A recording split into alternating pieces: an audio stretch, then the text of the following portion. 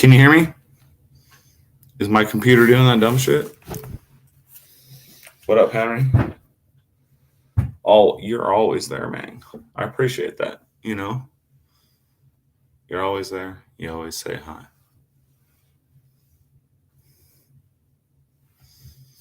It's good.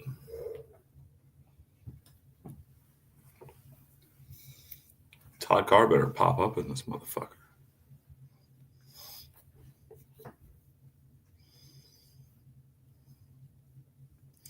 Definitely no agenda here. Todd. What's up, dude? Stonewall was good. What's good? Yeah, man. I'm down to go live always, man. If I'm free, I ain't got shit going on.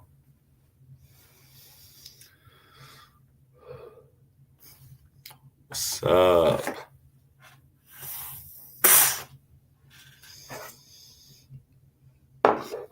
Kathleen, good evening. How you doing?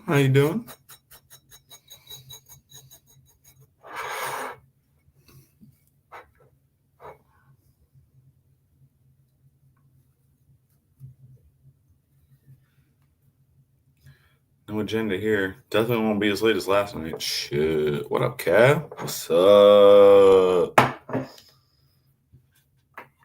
I ended my live last night it was like 2:30 here. My dumb ass woke up at like 6:30. What? Yeah. What? See ya. I'll hang out for a little bit. You know.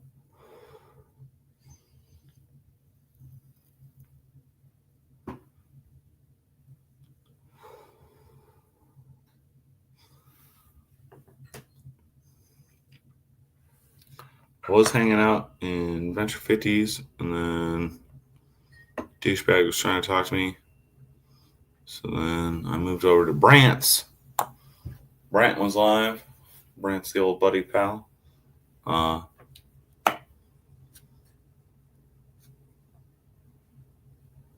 I went over to Brant's for a little while. And then I bounced back over to Adventure 50s.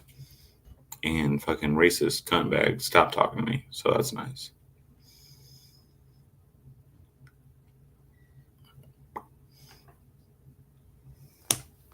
I don't know if you putting up with that bullshit.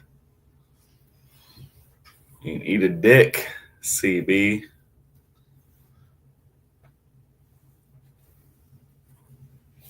That's the problem. I respect other channels too much, man. I wanted to fucking fuck that dude up. In every chat I've been in the last fucking month.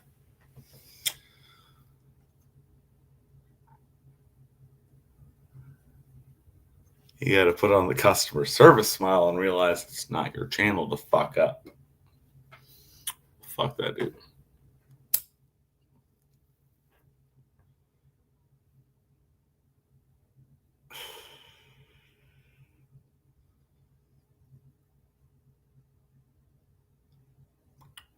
Mills, what up, dude? How's that Predator treating you? Dude, I'm working on this fucked up crazy build for fucking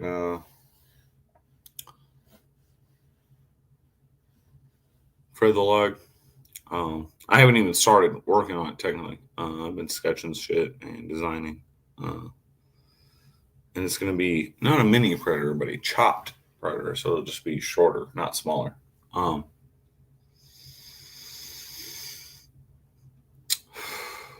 If I pull it off, it's going to be cool. He wants a bunch of carved shit like the Chest Buster, but like Predator style. So we'll see what happens. I'm going to try to not even send him pics of the progress. I just send him a finished piece. Mad Yako. A bunch of hand carving the extra bits and or part of the blade. So he wants kind of like that Ripley I did for B&A, the Chest Buster, but like a little different, and Predator and Chopped Predator. And I got ideas. Start sketching some carving shit. If I can pull it off, it's gonna be nasty. Paul Mills, thank you, man. I appreciate it. You know what I mean? Like, all I have, the longest running knife I've owned is this one, which is my 3.5, almost 4-year-old fucking prototype of the Ripley. I had number one, official number one, for a little while, but I sold it to Denise. So, you know, I don't have like long-term pocket time with any of my current workings, feel me? And I'm working on building myself one of each, you know what I mean, of my models. But I just haven't done that yet. So I just don't have my fresh shit to experience on a regular basis, you know what I mean? I make it, play with it for like 5 days, and I send it out. Ooh, Tomas, what's up, dude?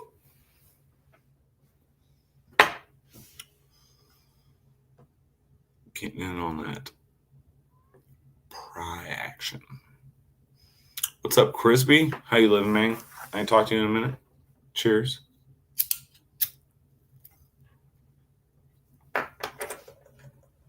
But yeah, so I'm gonna do a bunch of crazy, carving on this shit.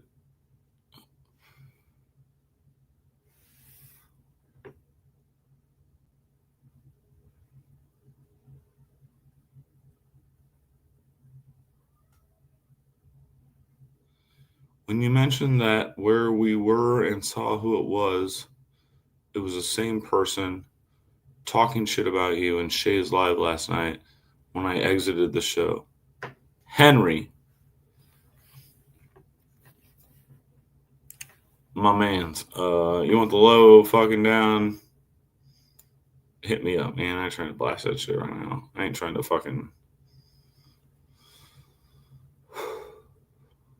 have that kind of live tonight. Yako, my mans, what's up?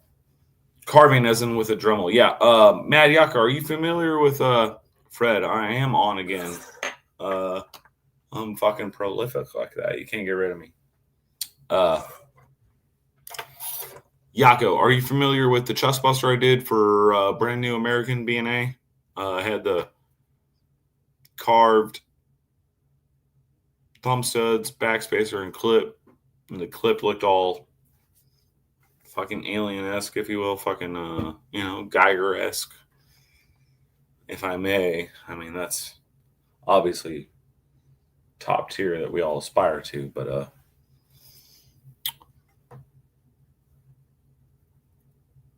yeah, I'm doing some shit for Fred that's gonna be off the chain.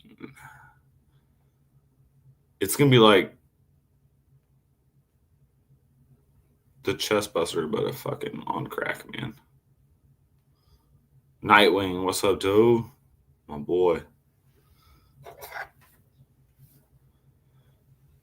What do I need help with? I don't know if I need mental help, probably. Shit. But I ain't trying to get like institutionalized, feel me? That's like my biggest fear. I don't need no goddamn help. No, I don't know what you're talking about. I don't. Did I ask for help? Shit. Pretty Fly, what up? But yeah, Fred, since you're in here, dude, do you want progress photos, or do you want me to just like reveal this shit at the end? I feel like I'm fully 100% on board with like the mindset on the build, feel me? But I got a couple tricks up my sleeve that if I pull off, will be even nastier. If I don't pull those off, then it'll be just super nasty as normal. Feel me? Neil. Yeah, I am kind of like a stray cat, a little bit. Feral, still clawed, you know what I mean? Fred, I love that. Thank you. I will document it. Like, you'll get the build pics and videos and photos of like the process, like I'm not doing like 24-hour live stream on that shit. But yeah, dude, if you like the surprise, I really enjoy that. I feel like when a customer gives me that realm where they're like, no, I don't want to see it till it's done. I feel like it pushes me a little bit, you know what I mean? Because I'm like, well, fuck, dude. The reveal's got to be fucking nasty. You know what I mean?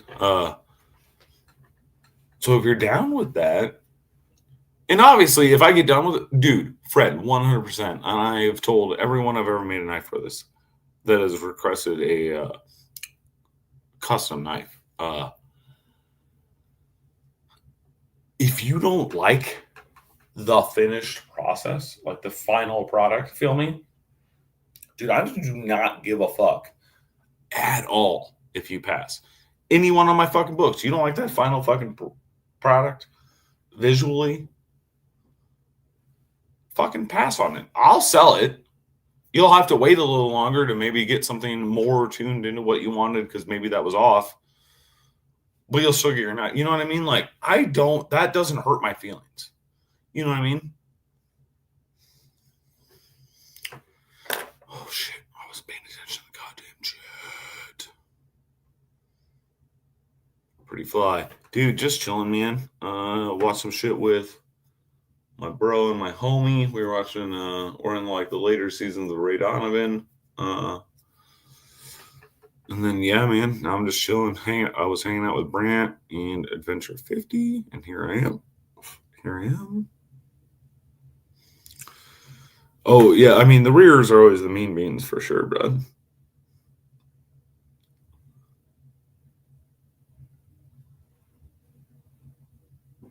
Fred, I mean, I'm going outside the box a little bit of even what you said. I'm saying I'm going a little extra on it as far as my mind is concerned. And as long as you're okay with that, I'm down to run with it. Feel me?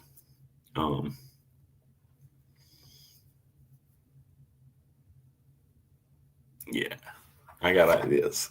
I'm actually pretty stoked about it. Just because, I mean, I do custom knives for people. You know, they tailor them to them or whatever often. But this one, by your specific request and now your leisure on me doing a little extra and or some weird shit, that's pretty cool.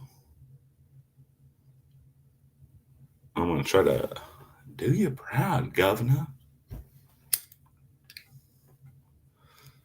Crispy, 40th anniversary of what today, dude? That's awesome.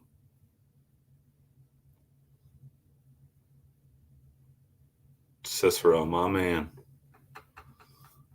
Are you not in my books already? I have no recollection of such things. And the green book is downstairs. The green book is the books. 40 years married. No shit, dude.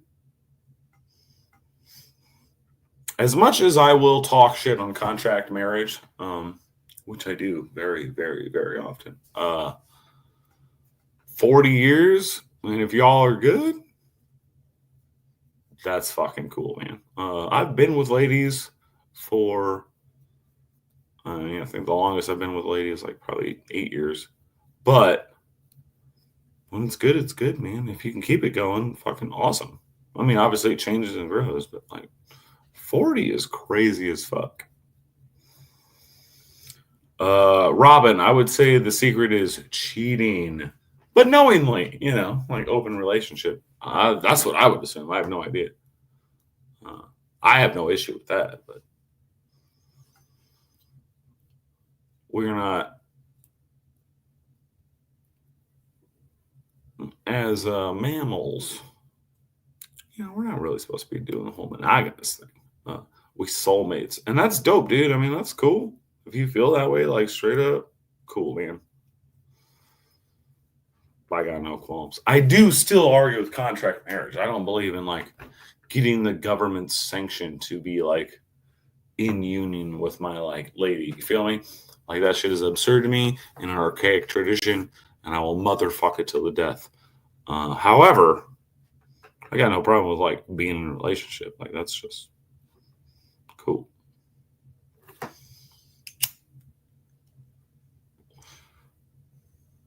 Well, yeah, compromise for sure, man. Yeah. Marcel, my boy, what up, dude? Robin, you know what I'm saying? Like, it's just got to be organic, you know what I mean? Like, and fuck the gov. Fuck the gov. Contract shit. Fuck you. Cheers, bitches. Uncle Sam can kiss my ass. And give fucked.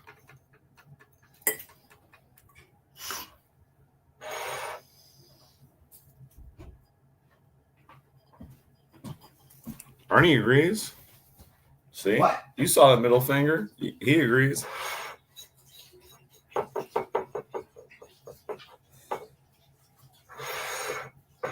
I said Uncle Sam can suck a fuck. Yeah. Yeah.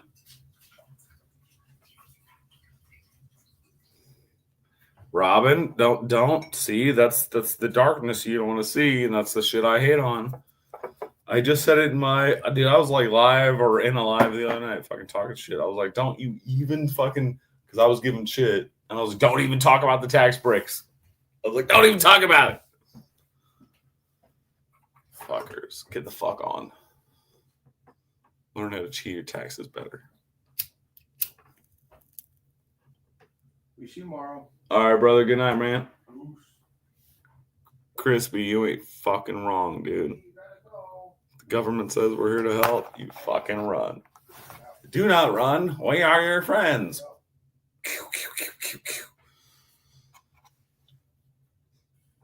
We all seen Mars Attacks.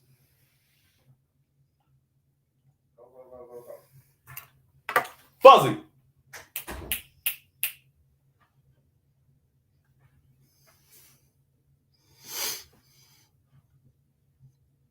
I mean, I'm an anarchist, truly, in theory. I do understand that anarchy does not work due to human nature. If we were all kumbaya, you know, we just like made food together, smoked weed together, traded shit, the world would be fucking lovely, let me tell you. But that's not real life. Jesse, what up, dude?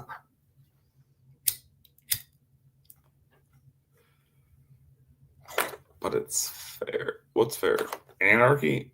Anarchy is fair, man. And it's amazing in theory. But it's like a fantasy kumbaya thing, you know what I mean? It's not real life. It can't happen because we suck as people. As a species, not as people. Just as a species. That's why I want the global killer. Y'all seen fucking Armageddon? We call it a global killer. That's ideal. It just wipes us out. It gets a restart. Everything flourishes. Everything's good. We fucking suck. Rag for the car now. That's goddamn right. Ain't no youth group. Use that shit. LGK all day, bitches.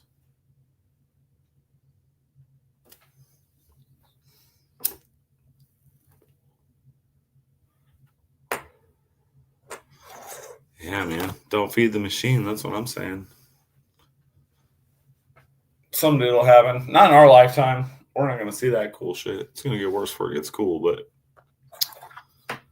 Robin, I've shipped some of them. Did you pay me? Did you order one? Did you get it on that one post? I only ordered whoever got it on that one post. But I will be doing more orders. Neil, you ain't fucking wrong, dude. You ain't fucking wrong. Shit, Robin. My bad. Did I mail yours? I didn't mail yours. Actually, I have a spreadsheet. Let me look at the spreadsheet. Do you have a weird name on yours? So I have one person. I think it's Tomas. It says Josu T. Garcia Rivera. I think that's fucking Tomas. And then I have another one that is Amps R Us that sent me money. I don't know who Amps R Us is. Everybody commented on the first post. I put up the new post with the payment, and I've gotten like, 5 people that hit me up. Tomas, that's you? All right, I thought that was you. You kind of have several name things going on, my boy. So my bad. Robin, that's you, Amps? All right, type. I had no idea, man. I literally I made a post on YouTube about it. I was like, Amps or us? I don't know who you are. You sent me money. Tomas, cool, man. Right on. Yeah, dude. I'm cool with whatever moniker and or screen name, but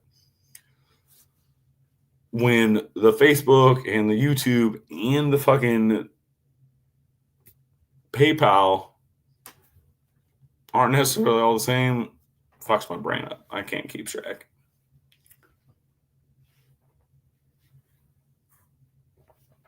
Robin, I think we talked about that, man. Yeah, Fred, I definitely mailed yours out. I have Ernie started me a spreadsheet. I have an actual spreadsheet of anybody that sent me money and of who I've shipped. Who was I talking to? Make sure. Robin. Robin sent me money, but I have not shipped. Tomas sent me money, but I have not shipped because I didn't know who you guys were. And then also I fucked up on all the hoodies are good, but I fucked up on the t-shirts. So anybody that ordered a 2X, I ordered a 3X by accident. I think I just held the X button too fucking long. So anybody that ordered a 2X, I've tried to contact all of them. So if I missed anybody, my bad. But those will be in on the next order. Yeah, Cab, I know I talked to you about that. Yeah, for sure. Hired guns don't need the contractor's name. That's right, man. I don't like real names, man. That's the other thing. Aside from not wanting to look like a youth group for my own personal reasons, the Laser Ghost thing, man, I have never heard my government name so motherfucking much until I started my knife thing. It's obviously when I was selling blades around town, I had no idea, it was a hobby while I was tattooing, you know what I mean? I wasn't trying to make it a thing. So it's just Blessed Knives or, I just, you use your name, whatever, like anybody else would selling art. But then when I actually started getting into this shit, and I was like, oh, fuck, I'm still Blessed Knives the whole time. I made shirts. I'm like, oh, shit, I'm still Blessed Knives. Really bothered the piss out of me. I literally have a government appointed name. I don't give a fuck about it. It doesn't have no pride for me in that sense. My family is my family, but the namesake don't fucking mean shit to me. So transitioning into this shit and the fact that I've never gone by my personal name, Donald, fucking ever, dude. Fat Boy, Magic, LT, those are Boo. That's my family fucking like a ghost. That's my major fucking name. And anybody that lives within a mile of my fucking realm here, that's what they call me. So hearing your name for the first time ever for a year and a half is fucking weird, man. So yeah, I'm happy to get away from that shit.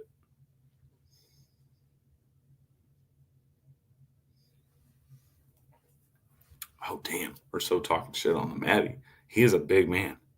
That dude definitely needs a 3 or 4X for sure. I did, Fred. I love that. Yeah. Question. When I got 50 subs, what else do I have to do to go live?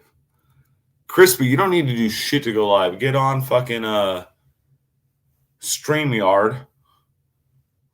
And you can just start an account, and it's free. You don't have to pay nothing. Which is what I'm using right now is StreamYard.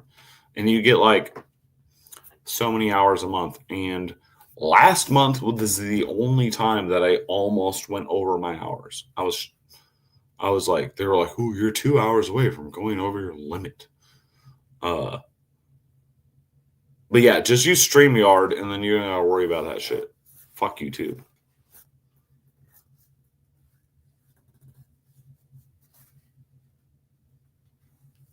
Robin, I ain't never had a girl call me by my normal name unless they were pissed, just like my dad. It was always my family nickname or my shop nickname or whatever they called me. But I rarely had like pet names, you know what I mean? Like it was always just like my normal monikers.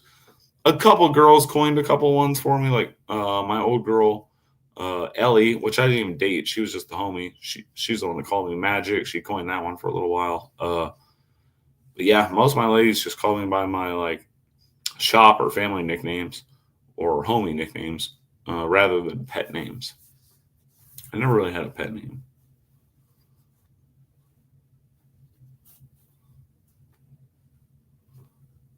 Oh, Fred, no, I don't really care necessarily. It's just like coming from the way I lived life for like, well, forever into the fucking knife world. I never really heard my name much. You know what I mean?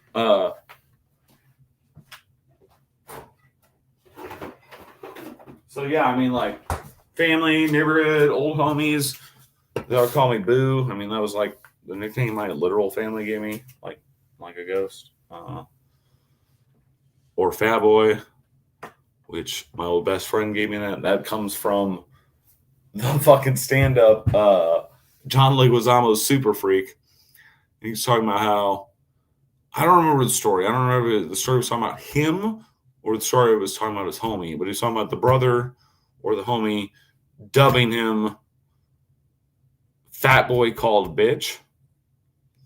And so that was my nickname for a long time, was Fat Boy Called Bitch with my buddy Nick. His name was Captain Cunt. That's how it was. So then I was Fat Boy for fucking ever. And then when I started working at the tattoo shop, I got my shop name, and that was fucking LT, which stood for Long Torso. So I was the only cat that sagged my pants that had ever worked there. So yeah, then I was LT. So it was pretty much like Fat Boy, LT, or Boo forever. And then yeah, Donzo the Clown was actually that was born out of the tattoo shop. I'll try to post a picture. So somebody had this random box of shit, and there was like this white, had like the ducktail back on it, like suit coat thing, and like a top hat, and I had my curly hair, and I put on all that shit at the tattoo shop once. And that's when Donzo the Clown was born. So I've always kind of gone with that. But it was so organic because like I was being a goof and I was putting this shit on and being an asshole, and they called me Donzo, the Clown or whatever. But when I was a Ute, and if anybody y'all seen that, all know about posi traction and Tempests versus GTOs. Clown was my first fucking real tag. I mean, like, hate was my first true tag, but like prolifically, Clown was my first real tag. When I was like fucking 13 or some shit. So then, yeah, like the clown thing just kind of stuck. And, I'm always kind of a jackass.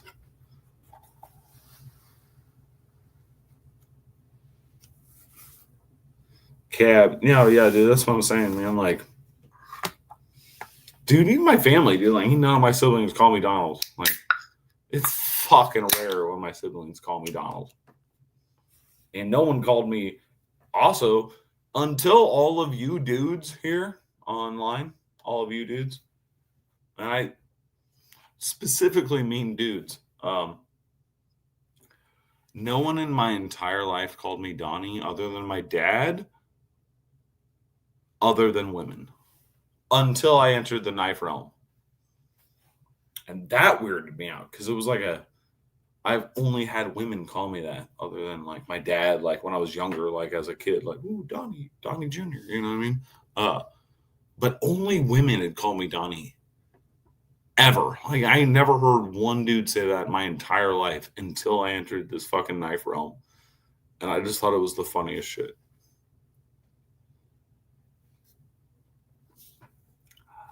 Bozo the Clown. Merceau. That is exactly why I adopted Donzo. I remember watching Bozo the Clown when I was a kid on TV. And I remember being like awe-inspiring weirdness. Like I was just like, this is some of the most whacked out shit I've ever seen. And it would probably be terrifying for some folk. But yeah, that's Bozo, Donzo. That's literally where I got it from. Yeah, 100%.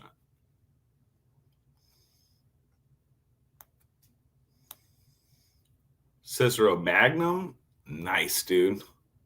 Magnum it is. Robin, fucking Nightwing over here.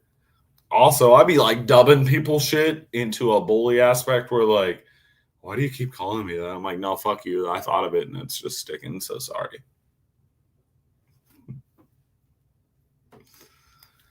Ooh, Jesse. Yeah, cheers, bud.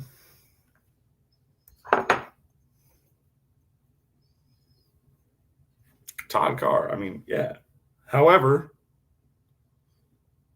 Homie the Clown wasn't evil. He actually had some sense about him, hey? Homie don't play that shit. Honestly, Homie the Clown is probably my first real repeated interaction with a clown character before Bozo even, I bet. Or maybe even simultaneously, but yeah. In Living Color fucking shaped my life.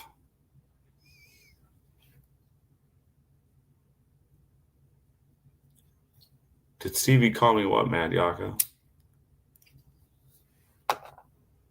That's right. Y'all know. In Living Color, dude. I'm telling you, that shaped me as a young fucking. I mean, fuck, dude. What was that? Early fucking late 80s, early 90s? I was like 6, 8 years old when I first started watching that shit. Yeah, dude. I mean, aside from the comedy and the adultness of it,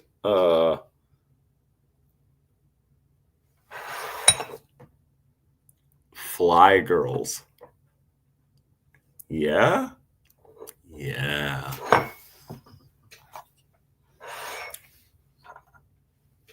See, it's the Cicero, you know what I'm talking about right there, man. The Fly Girls, man.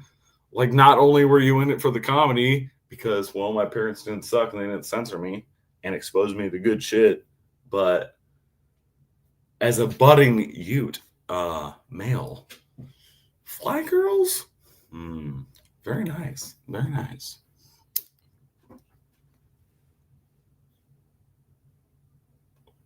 Thought who was on second? I don't remember that whole thing. I know there's like whole actual fucking written thing, but I don't remember it all. That shit is wild. Shut up. Yeah, shut up, Yako.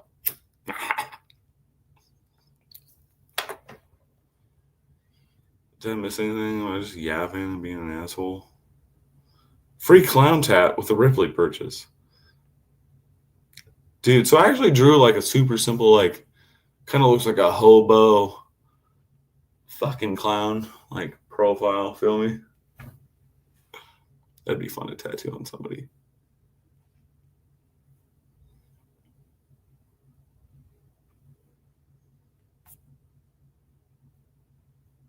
Abbott and Costello. Nice.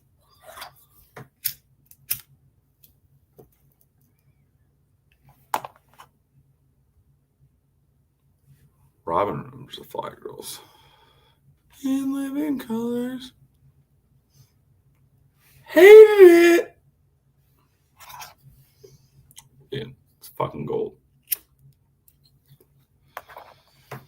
Neil, I do actually understand that. So I'm not like a super fan of Jim Carrey. I like very many things that Jim Carrey has done. Obviously, he has several characters in Living Color. Fire Marshal, the fitness lady person. I don't know. I like Jim Carrey a lot because he's fucking weird as shit. I don't know. Yeah, I guess I could say I'm a fan now. Thinking about it.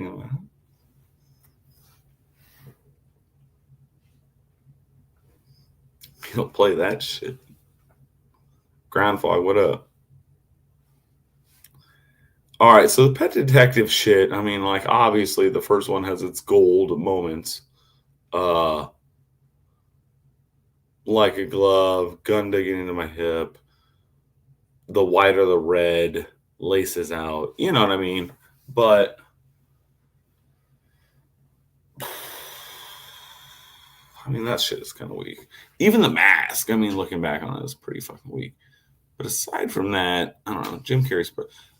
All right, so where I'm at is basically like the Cable Guy, Jim Carrey. I'm into that. 23 Jim Carrey. I'm into that. Obviously the one, where he's captive, whatever the fuck it was called. Can't remember the name right now because I'm fucking dumb. Yeah, I mean Jim Carrey doing Vanilla Ice is fucking goated, obviously.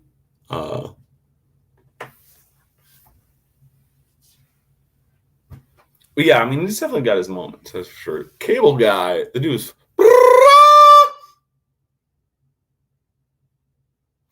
dude, Cable Guy. That movie's fucking so ridiculous.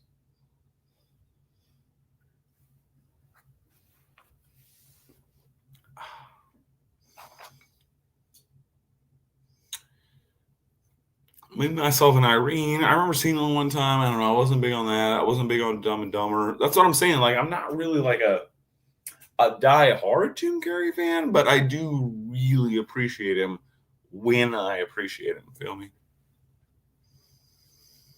Liar, Liar. Fucking hilarious.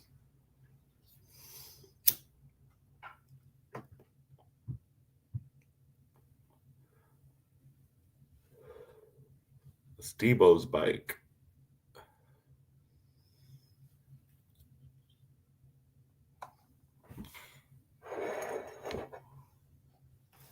The fuck are we talking about?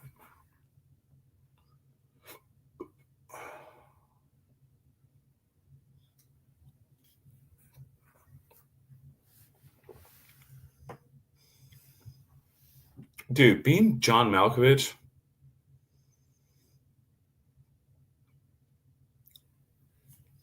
Just the premise fucking alone of that movie, thinking about it, you're just like, what? And then you watch the movie and you're like, what? Dude, that movie is fucking absurd. It's absurd at best.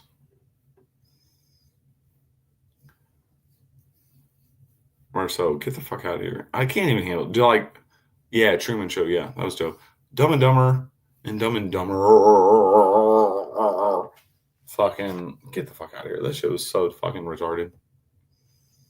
Oh shit, that's ableist. Excuse me.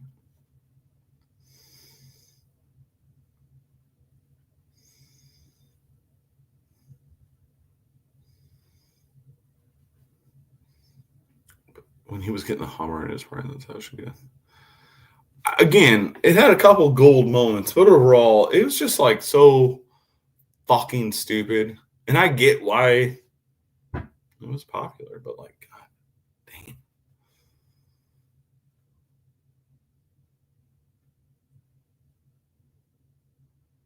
What do you mean by what in that manner? I get the last two messages, but later, Neil. Have a good night, man. I have not seen The Feebles. But Robin, yeah, Weird is good, and I do love movies I haven't seen before. As long as I know they're not going to be like G-rated and are going to be semi-good. But Weird is good. No, totally, man. It never gets weird enough for me.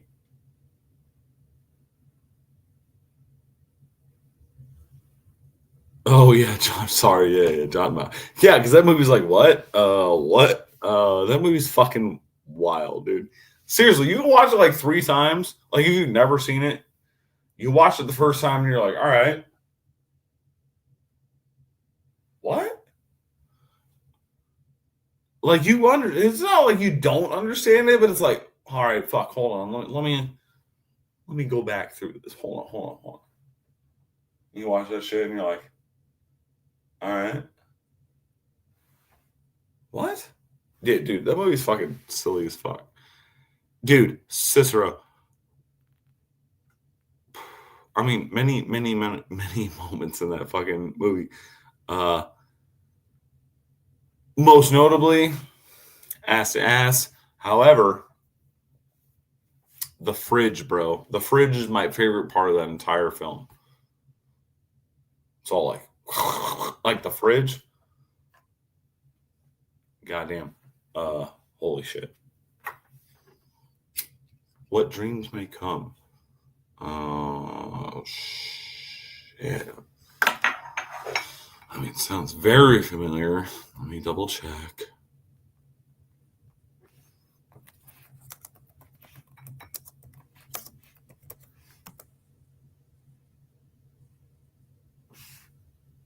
Seems familiar. Fantasy romance.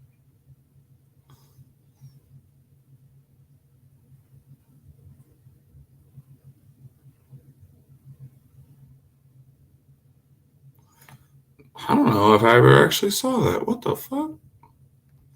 I know it's a thing, but I don't think I ever saw it. Train spotters. Don't get me started on that. Carpet scene. Come on. Carpet scene.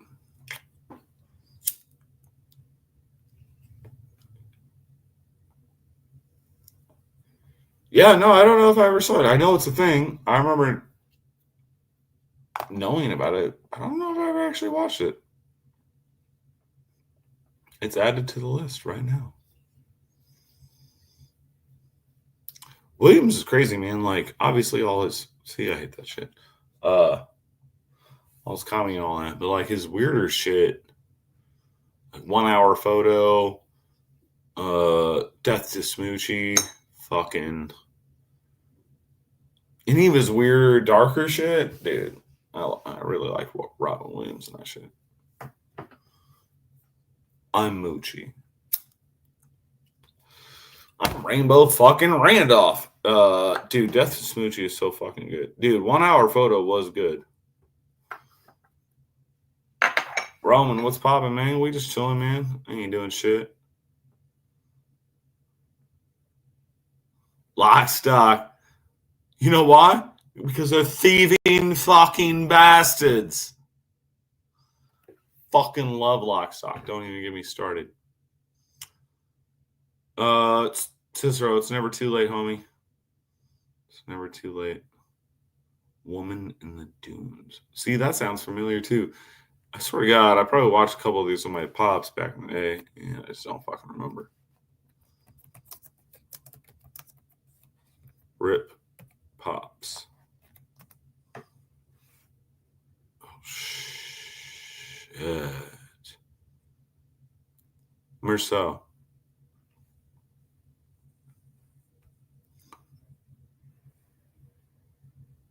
Oh, so, yeah, Merceau. Merceau, this is a 2.5 hour black and white film from the 60s? Is that what you're telling me? Is that what you're telling me? If that's what you're telling me,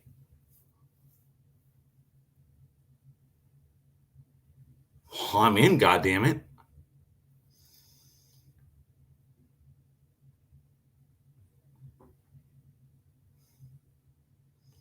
Crispy, that's the way to go, man. I don't know about Gangster #1, but Lucky Number 11. Holy fuck, I love that movie. Aside from overall that film in its entirety being like Chef's Kiss, next to Kill Bill Volume 1, it's the sexiest role Lucy Liu has ever played. She just looks like a normal lady next door. So fully hot. goddamn. Cicero, you already know what I'm talking about. Literally, like, peak Lucy Liu was in Lucky number 7. Next to Volume 1. Y'all seen Belly? Do you smell his dick? It smells dick. Or was that Baby Boy? Shit, am I mixing them up? My bad. Seen them both, though.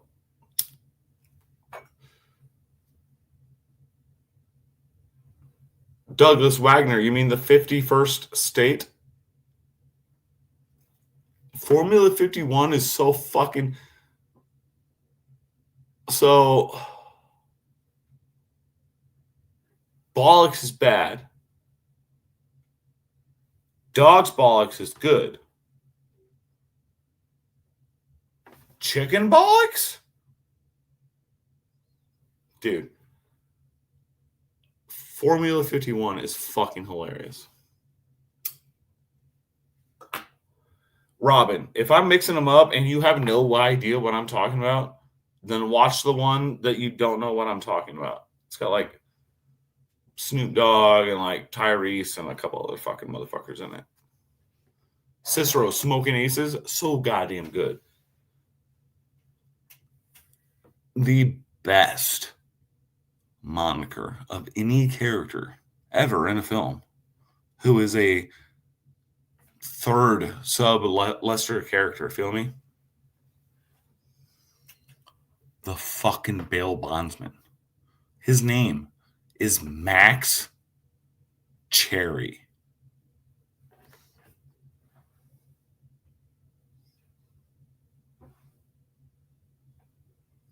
The defense rests. Max Cherry, dude, I fucking love that. That whole movie is fucking amazing. Obviously, dude, that's funny. Were you in the fucking... Dude, I was in the live within the last week or two. We were talking about Red October. Yeah, I grew up on that shit. Yeah, that's always good. But yeah, Smoking Aces, holy shit, so fun. It's so silly. It's so fucking silly. Fucking old boy, from PCU. The fuck is wrong with my name?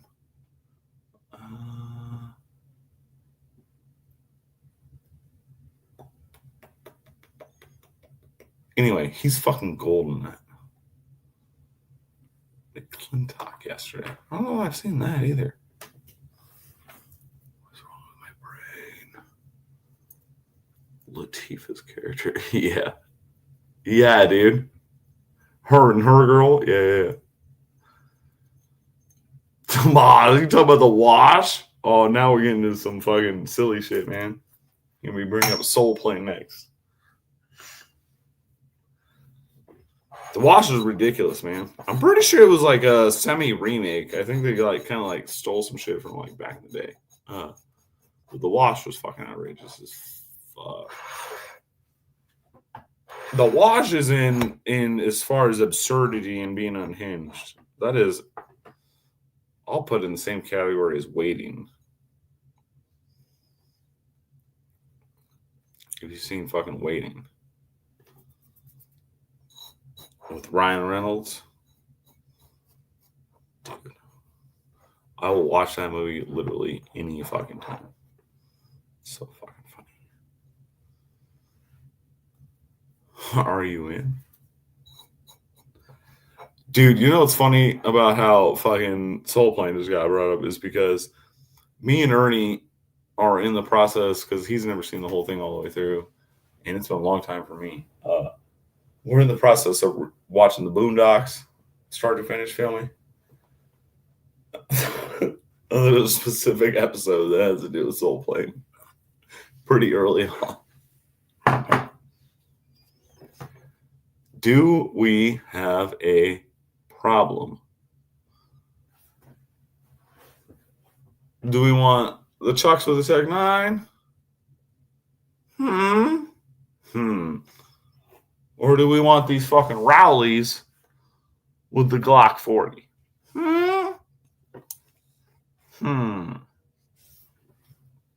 I said, do we have a problem?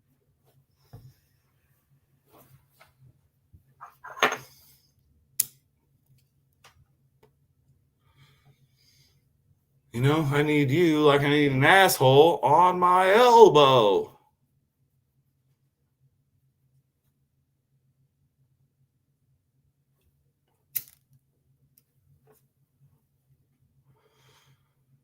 Raising Arizona. Fuck, is that a...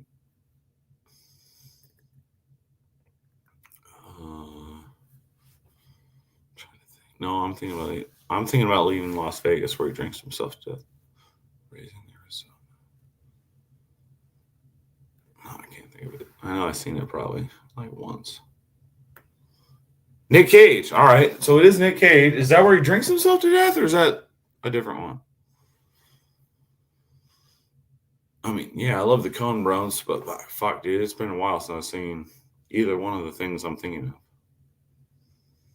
I've seen a lot of fucking shit, man. And like, obviously, I go back and waste life and rewatch shit. But like, sometimes I forget to rewatch stuff that's good. Yeah, Vegas. He's got the shopping cart full of booze. God, I sound like an asshole. Yeah. Raising Arizona. What is like the 5-word loose premise of that? Elizabeth Shue does not help me.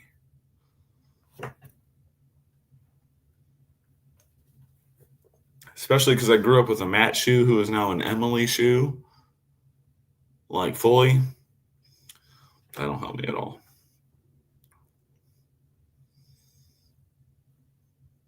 Mo money, mo money, mo money, mo money, mo money. Dude, it's actually been a hot minute since I've seen that movie, and it's worth wasting life to rewatch that movie because, goddamn it, I don't care how corny or retarded it is.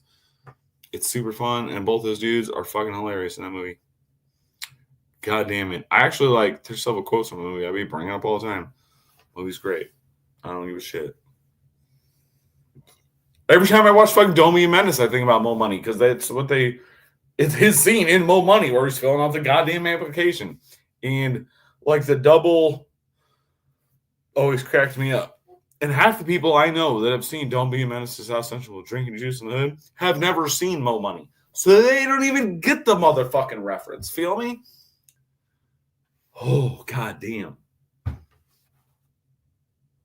Quintuplet, yeah.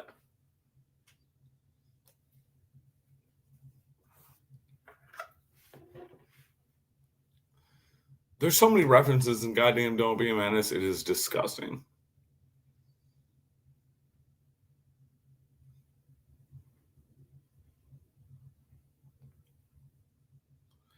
Best in Oh, I know I've seen Blank Man. Oh, fuck, dude. I was just talking about Blank Man like a couple months ago with my bro. Because we were talking about, you remember the movie Dark Man?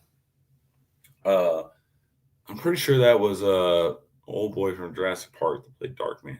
We were talking about that, and I was like, "Oh shit, you remember Blank Man with Damon Wayans?" Or no, was it Keenan Ivory or Damon? But I can't remember. Anyway, yeah, that shit was gold. Oh, dude, but oh shit, you just broke my brain with Blank Man. No, I got it. Damon Wayans, Jada Pinkett Smith. Y'all know the movie I'm talking about?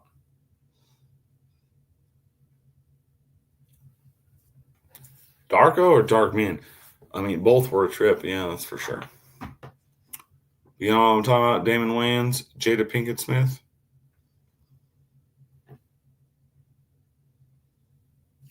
Comedy action.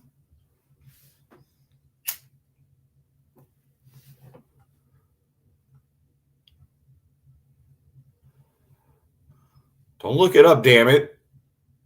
Think about it. Think about it. Use the brains.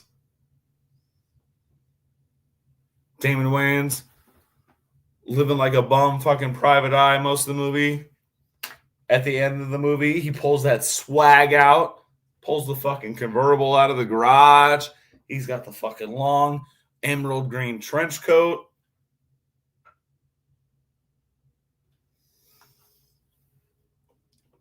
Dude, Robin, don't get me started on Bad Boys. I am a fucking Bad Boys like super fan. All right, I'll stop being an asshole. A Low Down Dirty Shame. If anyone has ever seen A Low Down Dirty Shame, you know what the fuck I'm talking about. Douglas Wagner, you looked it up though. You cheated. But yes, I fucking like low key fucking love that movie. Like it is kind of cheese throughout. You know what I mean? Like, but I don't give a fuck. It's also kind of violent and unhinged at the same time. I fucking love that movie. Cicero. Be prepared, son. That's my motto. Dude, The Last Boy Scout is my favorite, and I am a big fan of fucking Bruce Willis's like movies for the most part. The Last Boy Scout is my favorite character Bruce Willis has ever played.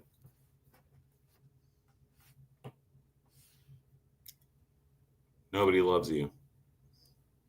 Everybody hates you. You're gonna lose. Merso, you can suck these fucking festive ass fucking non-Christmas balls right here, bud.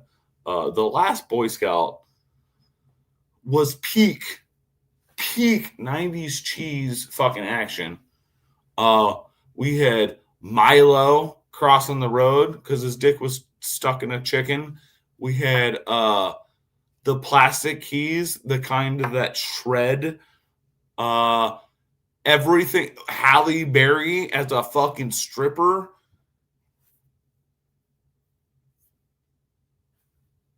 I don't give a shit. You can get fucked. The Last Boy Scout is awesome. I can argue this for fucking days. Merceau, I'll take that too. However, it's not though, man. I mean, it would be way better if it was my fault. God damn. Speaking of Halle Berry, Swordfish.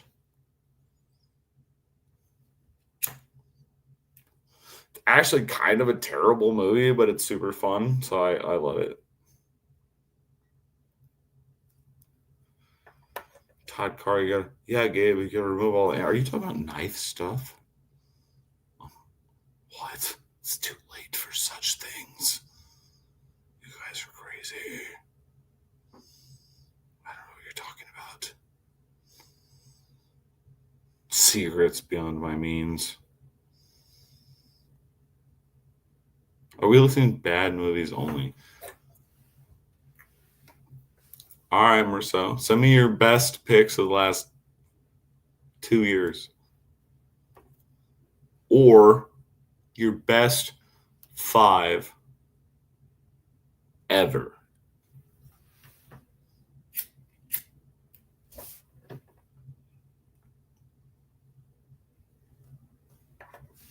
Oh, my bad, Robin. Yeah, dude, I was just talking shit. I have no idea. I wasn't paying attention at all. Flame ammo off easy. Yep, Winks for sure. Winks for sure. But it is going to have a less. A lot of times when people do flame ammo, they take it up to a nice higher grit finish, even if it's not perfect. And once you etch it, it's not like sandblasted modeled, but like it's not ever going to be like that clear shiny again, you know.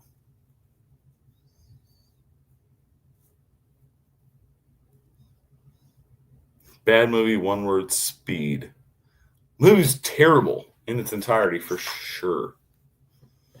You're not wrong. I remember watching that as a young person, being like, "You die doing that? Oh shit, you die doing that? Nope, that shit don't work like that. Nope, shit don't work like that." It is real bad. They needed better production or something. I don't know.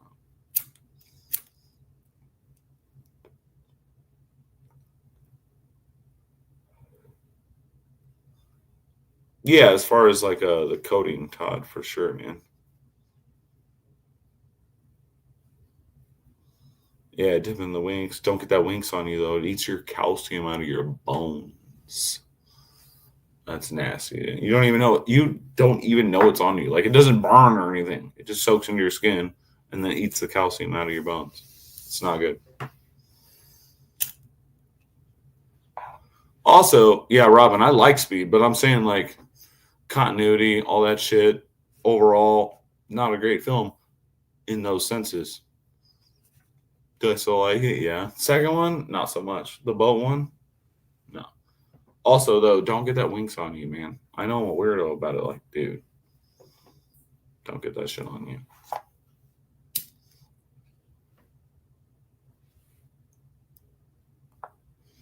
I be watching people like etching their blades in acid and using Winx and doing all kinds of other crazy shit, which like just willy nilly, just like barehanded, dipping some shit in there with some fucking just on a string or a fucking piece of wire. And I'm like,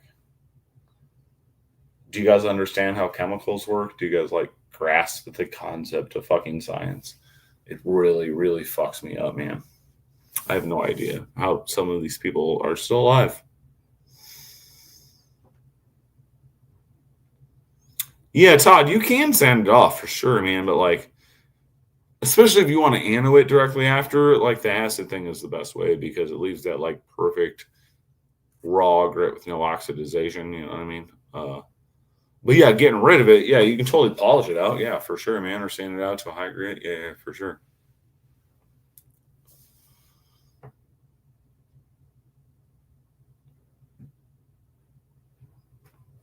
Yaka knows what I'm talking about. Yep, I got that tube of that shit right down there when I'm ready to go.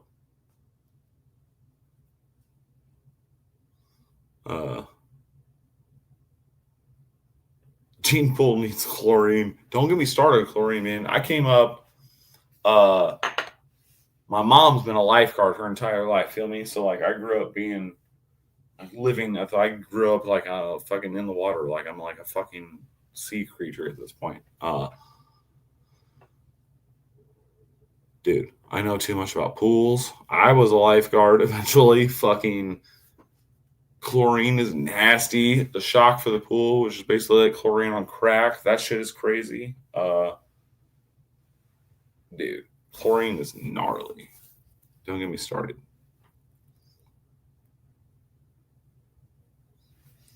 Or just take the label of things.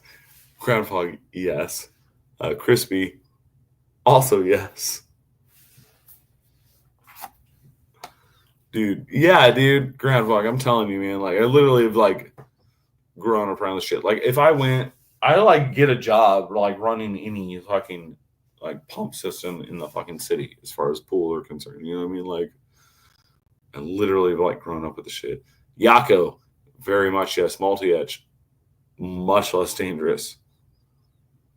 I mean, yeah, sure, dude. It costs more, but yeah, better finish and won't fucking eat the calcium out of your bones.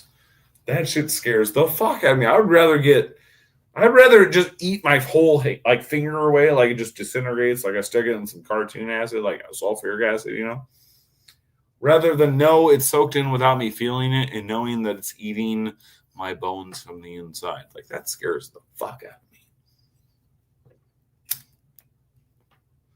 You can call me a pussy, but fuck that. That's fucking scary.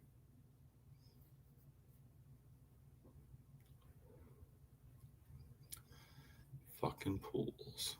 It is terrifying. That's what I'm saying, man. Anything with fluoral acid in it, fluoride, or it's not even fluoride. It's FLEUR. I always fuck up when I'm trying to fucking recall it, but it's not good.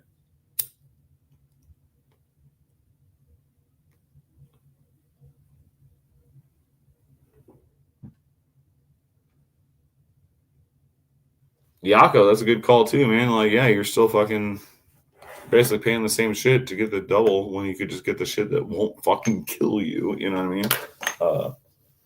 Dude, I feel like I should be in one of those goddamn crazy suits, you know what I mean? So half the time when I'm doing this shit, I don't know, maybe I can read too good or something. I don't know. But I'm telling you, I'll be watching other makers do some shit. I'm just like, what the fuck are you doing? I'm bugging out, man. I'm bugging out. But you know what I mean? Like, this shit is wild to me. We all took goddamn science class in high school. Pay attention.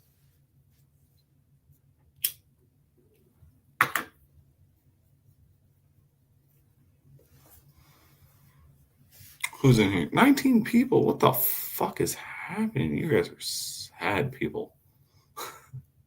No, did anybody see? Oh, I'm gonna be watching. Oh, what up, Acid? I didn't know you were in here, buddy. What's up, homie? Body Snatchers. Nice, dude. Enjoy, bro. Good to see you. Hydrofluoric acid. That's what I was talking about. It's fucking nasty. Super, super bad for you, man. Todd Carr, yeah, radiation shit is crazy. The whole elephant foot thing. If you see it, you die. That's fucking crazy. Tegan, what up? Maybe I'll be too good at reading and shit. Dude, sometimes I'm saying, man, reading's good for you. I don't know a lot of people that fucking be reading enough.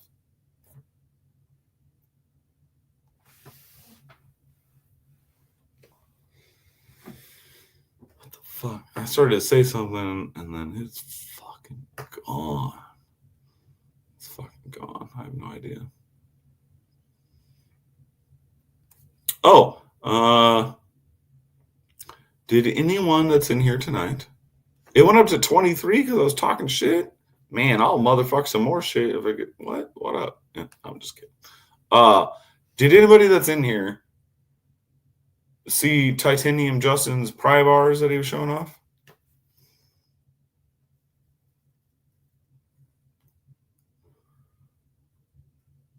Mad Yacker. I remember seeing.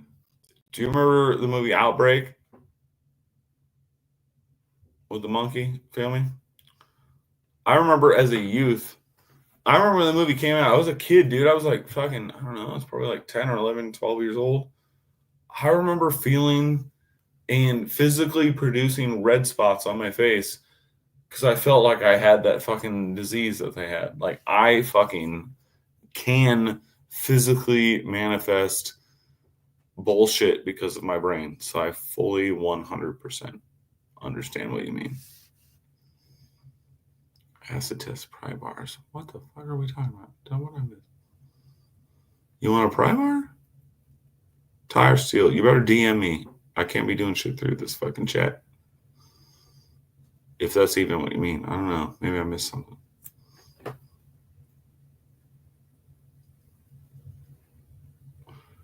Robinson. I'm fucking up here. My bad.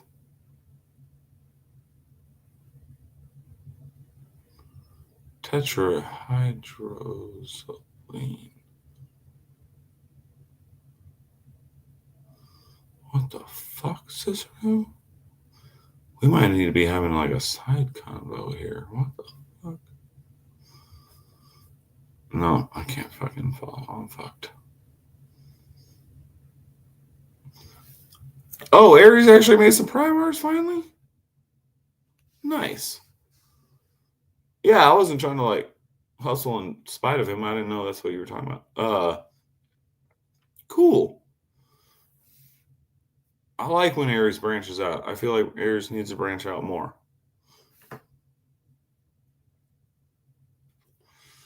Rogan pry bars? I have no idea, man. I make my own. I have no idea about any pry bars pretty much ever, other than the ones I basically ripped off the style from, which is Zach Woods.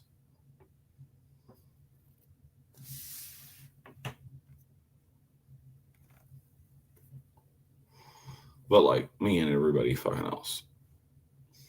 Fuck Joe Rogan. That dude's a puke.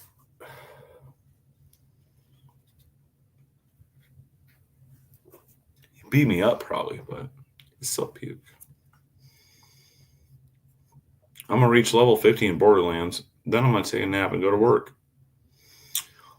I don't really know what the fuck that means, but if you like it, right on.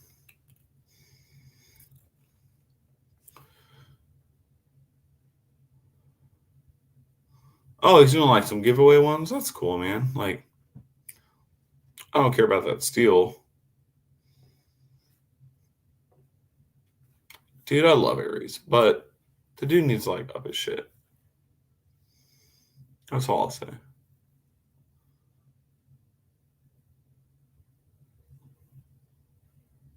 Yako, I mean, titanium ones are fucking mighty fine almost 100% of the times. Unless you're trying to literally like cut a bolt out or do some like wild cold chisel shit with it. Dude, you don't need no fucking. You don't need anything else. You know what I mean? Tamaz, man, thanks for hanging out, G. That's right. Stay safe, bro. Appreciate you. We'll talk soon. He's a puke. Yeah, dude, I'll stand by that. I don't even remember who I just said that about, but yeah, he's a fucking puke.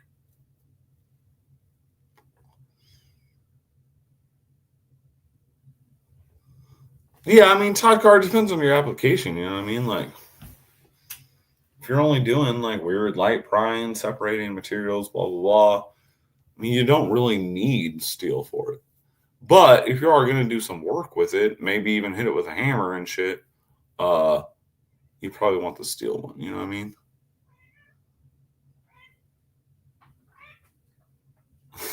Crispy, nice.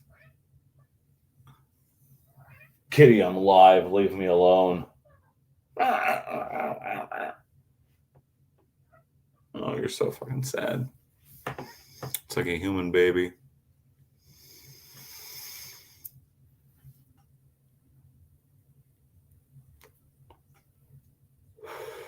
Do you craft and crack geodes as well?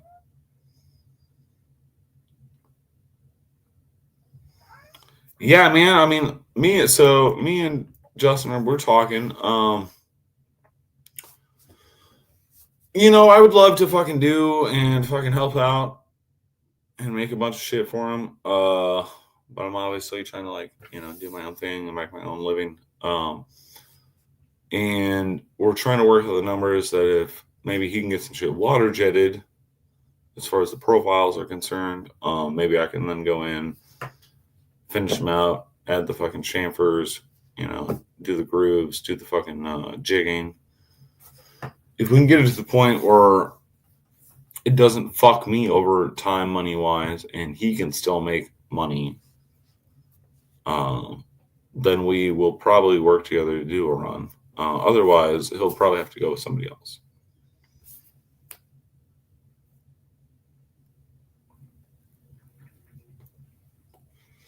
You gonna make some out of 3V? Nice. Yeah, you ain't fucking up no 3V, that's for sure. I mean, normal people ain't fucking up no 3V tie bar or pry bar. I got a tinkle though. I'll be back.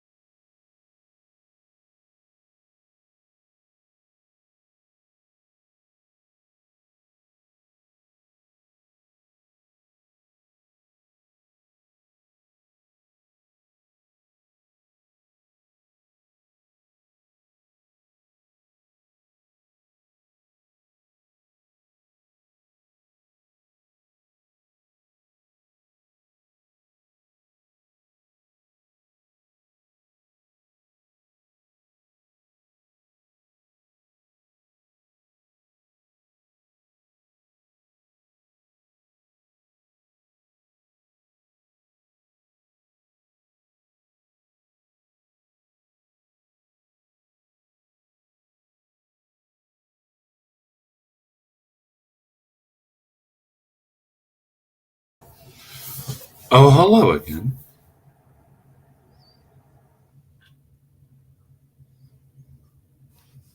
I got a couple of big ass fucking fixies I need to finish. Like these are like camp style fucking bowies that I made out of 3V. They're not even hardened yet. I need to fucking finish those up. I made them like 2 or 3 years ago. I, like cut the profiles out, drilled them, and then like that's all I did. I should probably finish those out. They're just sitting in my basement. One of them's like the blade's like I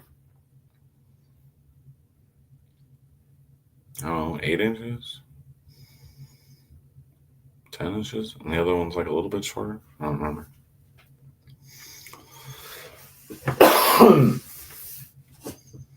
3V pry bar. I mean, I can make that work, bud. You let me know. DM me. Again, I can't be working through chats. Well, YouTube chats, I'm saying.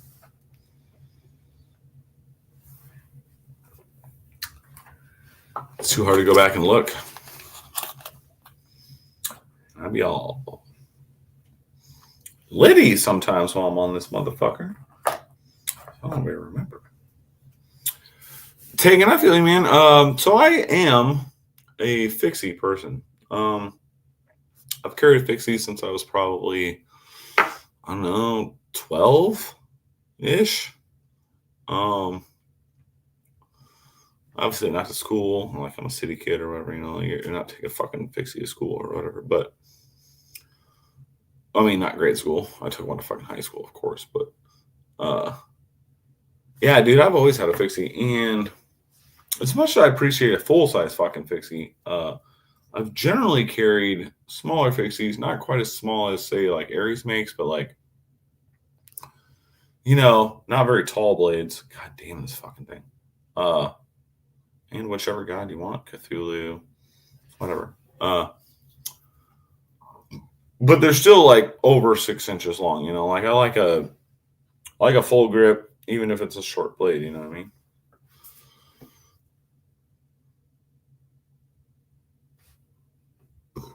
The taupe recon, okay. Dude, I followed. Oh, sorry, crispy. Dan Taupe was one of the first dudes I followed as a maker when I started learning to make fixies, even like 6 years ago, 7 years ago, or longer. I have no concept of time. His shit was cool. He kind of fell off though. Like, what the fuck happened to him?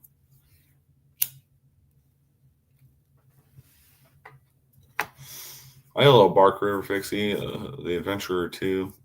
It's a pretty nice little knife, little 6-inch blade or a 6-inch knife. I think it's like 3.5-inch handle, 2.5-inch blade, or 50-50. I don't remember.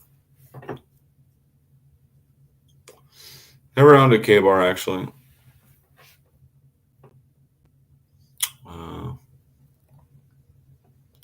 Owned a couple Gerber fixed blades when I was younger, and then yeah, I started making fixies.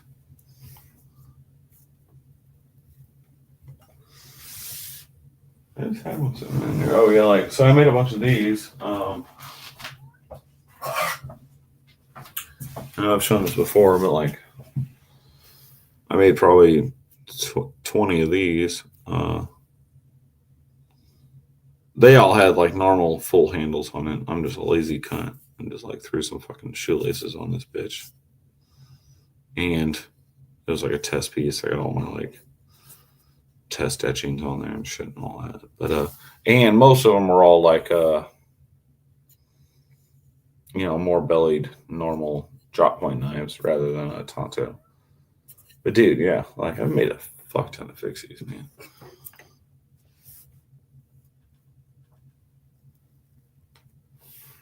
Paul Mills.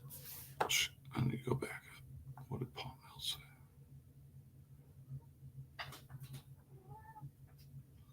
Had a 20.5 3V, that's K390 now. Reheat treating a blade is kind of fucked, Todd Carr. Especially when you're talking about like a production blade. That shit, will get hairy quick. If it warps at all and you have to take anything off, then you gotta like change fucking everything about the shit in the handle, all the hardware, the spacing, all that shit. So reheat treating shit, that ain't really a fucking thing, man. Ain't nobody do that shit. Brian tell you to get fucked. He won't tell you you're fucked because Brian is a much nicer person than I am and not blunt in any such form. However, Brian will tell you that the way Brian will tell it to you is worse than me being like, no, that's dumb, get fucked. Brian will explain it in such a fashion that you feel like a fucking asshole for even asking.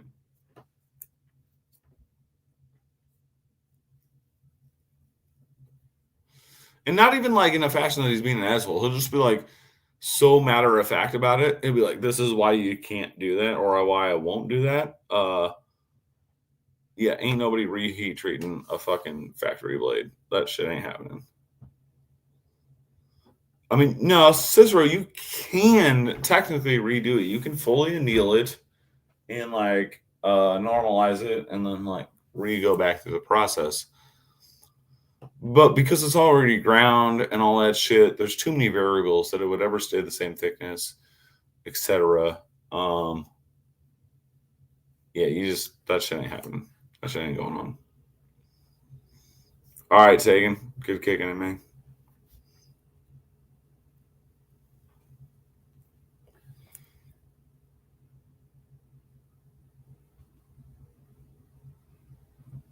Oh, that's cool, Todd.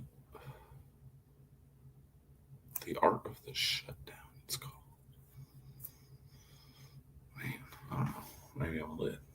Now I'm losing y'all again.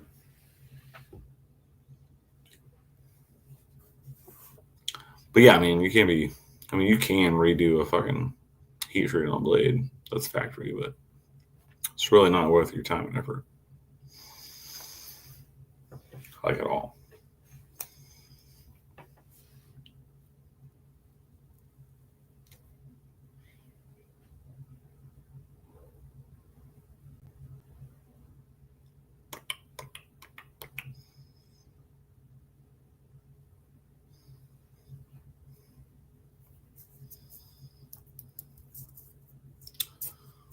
Oh, I'm gonna grab this little piece of copper. I wonder if I can show it off on here. Do I have my flashlight? I do have my flashlight.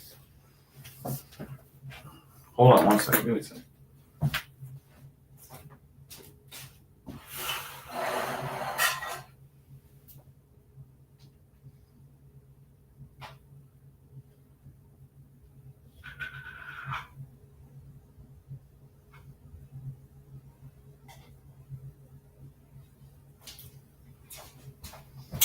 Okay, so I'm gonna let the backspace rock a little bit more because I put it back in. But so I'm doing a Ripley, a Tonto Ripley with a thumb disc and backspacer made out of copper. So I've already done like a hammered copper. It was all bright and that was neat and all. And I hammered this one, but I was like, man, I want to change it up. So I decided to patina the copper on this build. Again, the backspacer is still sitting in the solution, but this is the thumb disc.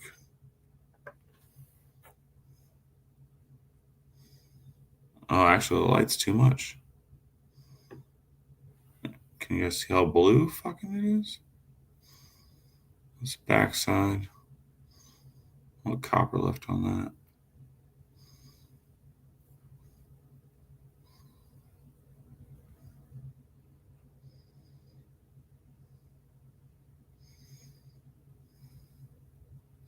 But yeah, for copper, I thought it was pretty cool color, man. This fucking blue. Oh yeah, that fucked it up. I was trying to get light on it because my house sucks on lighting, but it's definitely got that fucking like weathered, kind of shipwrecked blue look to it. I don't know. I thought it was cool. And thank you.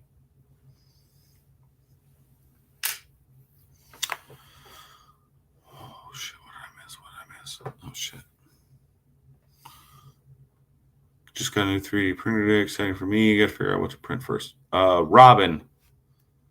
Probably a Bally song. All right, dude, I want to build a Bally song so fucking bad, but I need a really good one in hand to take it apart, look at it, feel it, and then like, backwards fucking design it. You know what I mean? Not necessarily rip it off, but I need to know.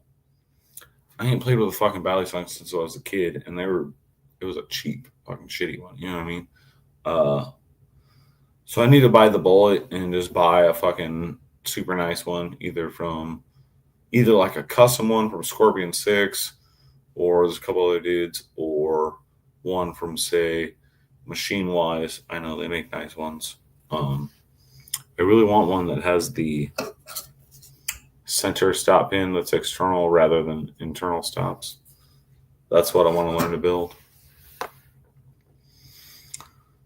Pretty crappy overseas. Just worth the squeeze. I don't really know shit about production heat treat at all. Yeah, I'm definitely gonna wax it or clear coat it, Todd. I've never really patinaed anything as far as copper goes, other than like tattoo machine frames. And those, I'm pretty sure we just like fucking hose them down with some like shellac or polyurethane or fuck, dude, I don't remember what the fuck we're using, but I'm sure it was ghetto. But yeah, I don't know the best route to go on these. If I should just wax them, or if I should like put an actual like hardening clear coat on it. I'm not sure.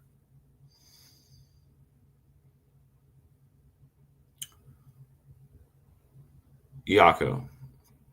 Did I use an end mill on the hole on the one side? I don't know what you mean by that. Todd Carr, Squid Industries. Yeah, I could get one from them as well. I'm definitely out of the norm as far as people that go to fucking Blade Show. And I like the fucking, reverse engineering. That's what I mean, Cicero. I like the Bally folk, dude. So I hang out in the back room.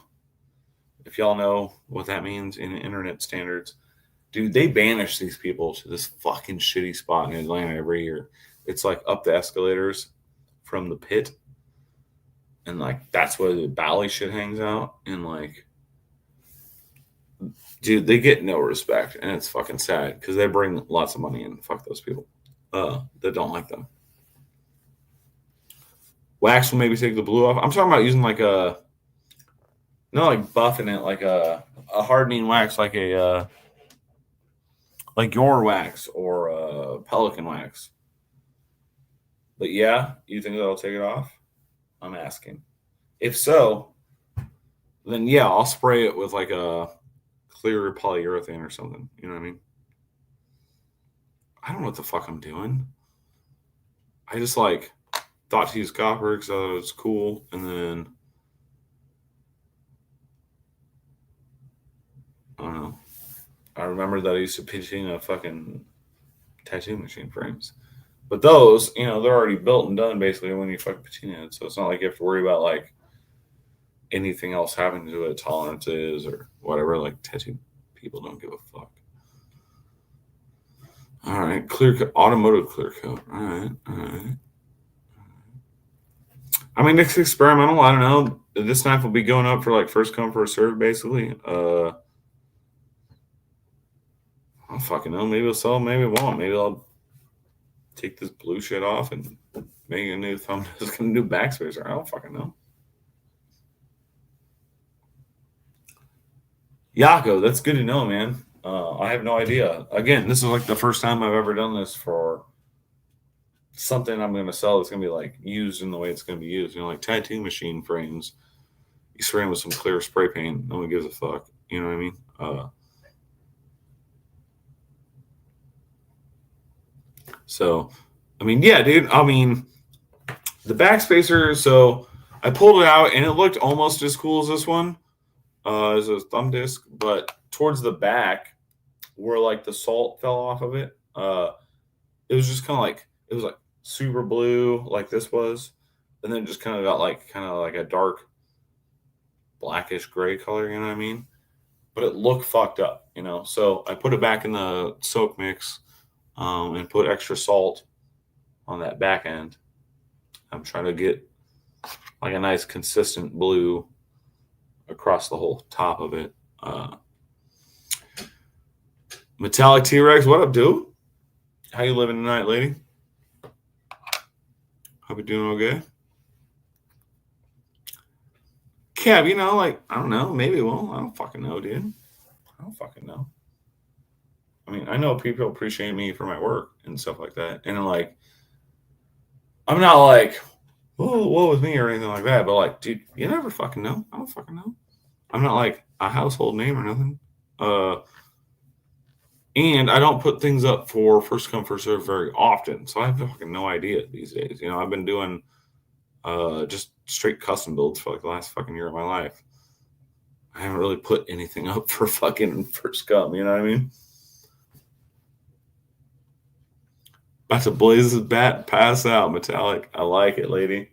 Let me grind up some of this local, despite me having plenty of nice internet sold weed. And I'll cheers it here.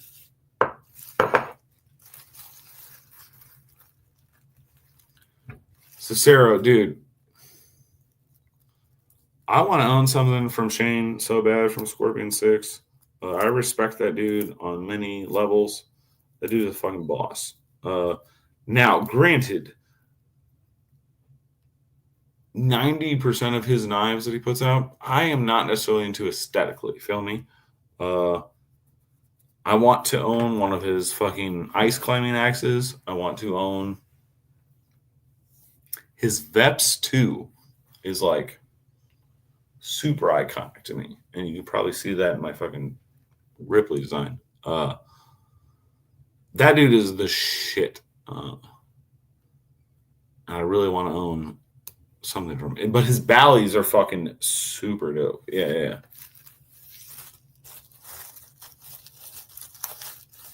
What's up, Ron? Community puff, my peoples. My peoples.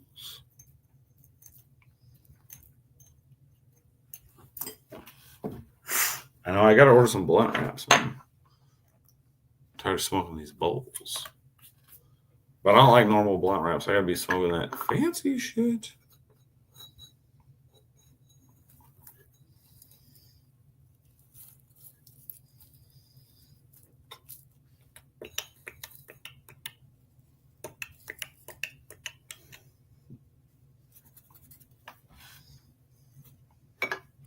Grape gas. That's tasty.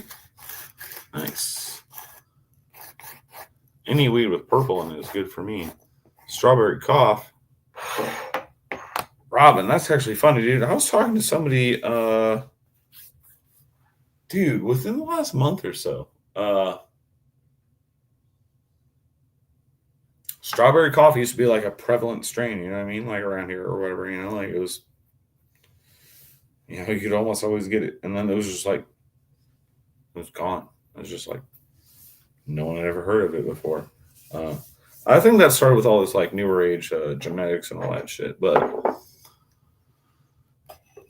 yeah, that's wild. If you're smoking some fucking strawberry coffee, that's funny as fuck.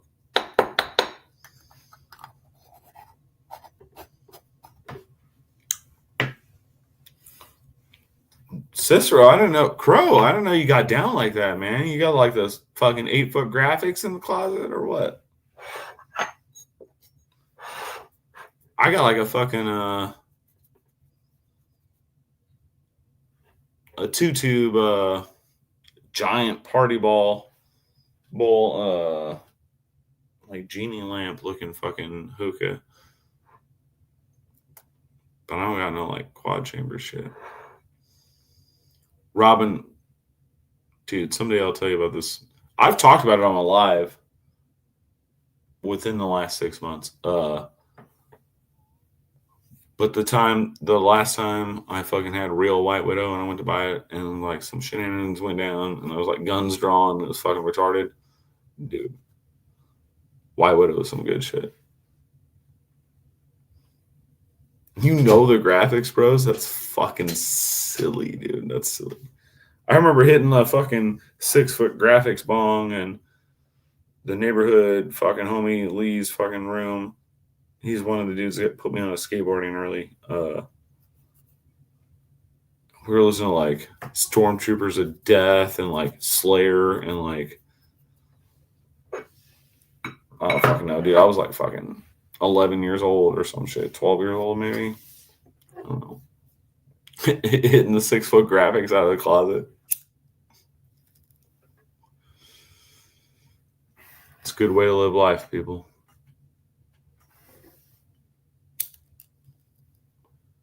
Someday you can be just like D.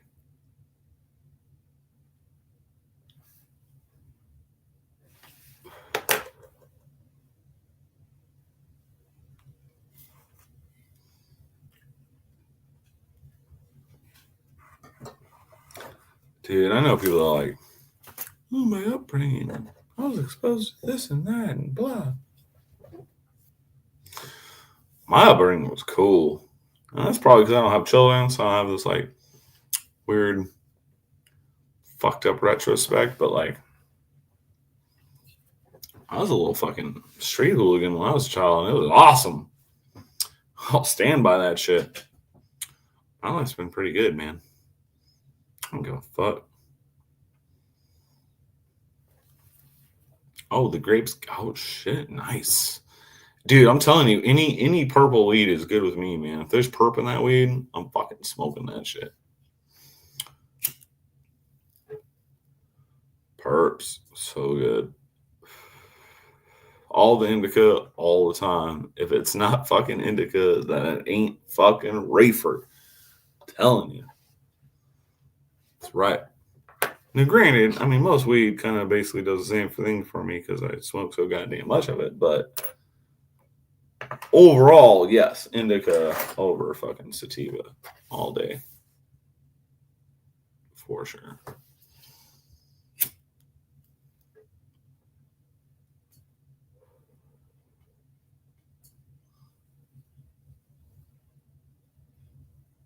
Yeah, man. I mean, that's what Adderall's for. I ain't trying to get up. I'm trying to get down.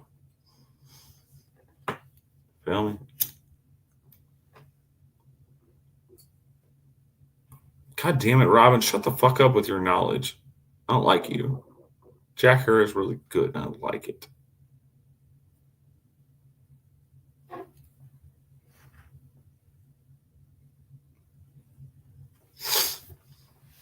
But you ain't wrong. But that's what I'm saying. Like, weed, I don't give a fuck, dude. I smoke all of it all the fucking time. Like, it don't really matter for me. You know what I mean? Because I'm continuously smoking all fucking day. So, I mean, you're just getting fucked up. How many push-ups can do? All of them. All of them.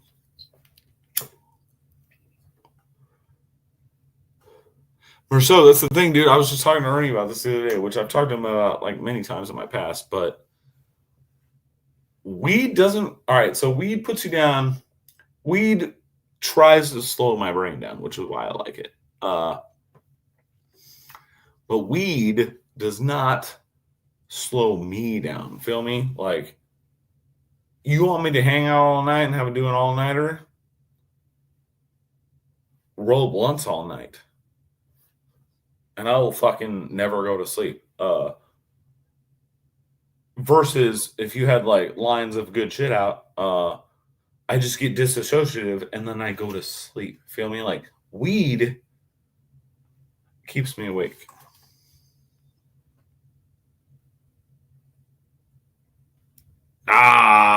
Metallic. That's noob shit, man. I fucking hate pre-rolls. I'm just giving you shit. But A, giving you shit. B, it's not really like legal here. So like, you're not just running out buying pre-rolls around here anymore, or at all. You know what I mean? In other spots, sure. Colorado, whatever. That sucks though. It's just bad paper. You know, every once in a while, because I roll joints. That's my jam. I'm not good. I can roll like bigger, fancier blunt papers, but I can't roll Swisher to save my life. But J's, I can fucking roll J's all day long. But every once in a while, despite using the same papers for however long you've been using them, every once in a while, you get that one that just ruins your fucking life. Yeah, that's the other problem, T-Rex, for sure.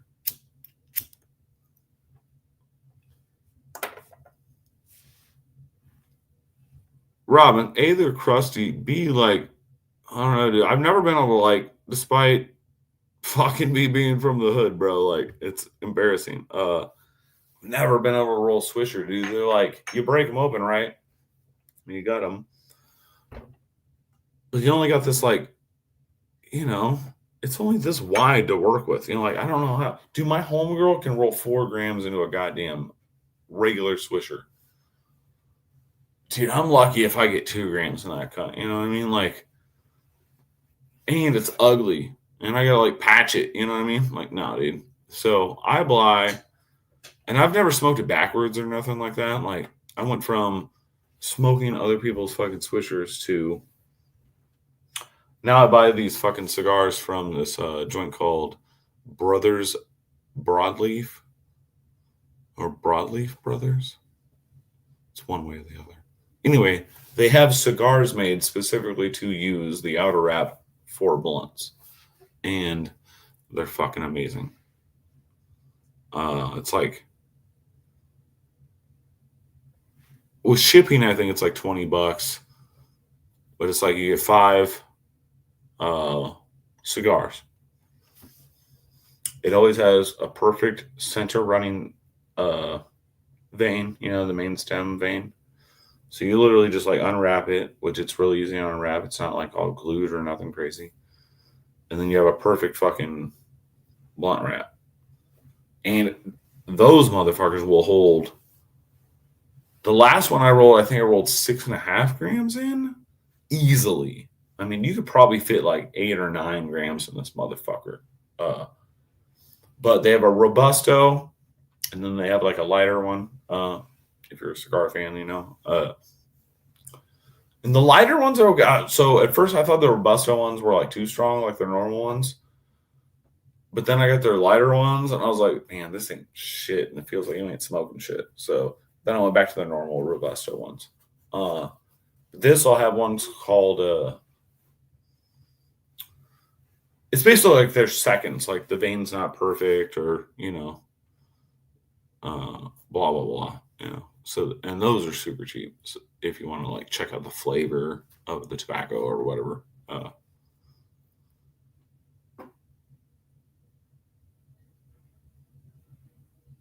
Yeah, I've never fucked with any wraps ever, dude. You know, these are literally like cigars made to use the outer leaf as a wrap.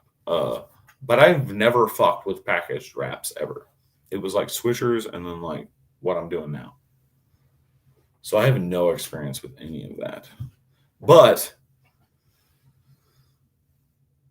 yeah, dude. I mean, we've definitely I've helped build party fucking blunts and or joints that are fucking insane. You know what I mean? You know what I mean? But yeah, dude, I'm telling you, these Brothers Broadleaf, dude, it's so fucking good. If you like tobacco in that sense and want a high quality leaf to roll your blunts, they're banging. And because they're expensive, you know, it's like $20 for 5 wraps. You know what I mean? But fucking good, crispy. Yeah, dude. Like I just also, dude, I gotta get blunt glue, which is you can just get some fruit packed in and make your own or whatever. But my spit does not make blunts stick together. Like, I don't know how anyone's does, but it doesn't even matter if I like technically roll, it looks perfect. It's the perfect blunt. It never stays together. Like, it's never like sticks. You know what I mean? Like, I got like the watery spit. I don't fucking know what's going on here, but yeah, I can't be rolling blunts. They just don't work. I got to use blunt glue or make my own fruit pectin to seal that shit up.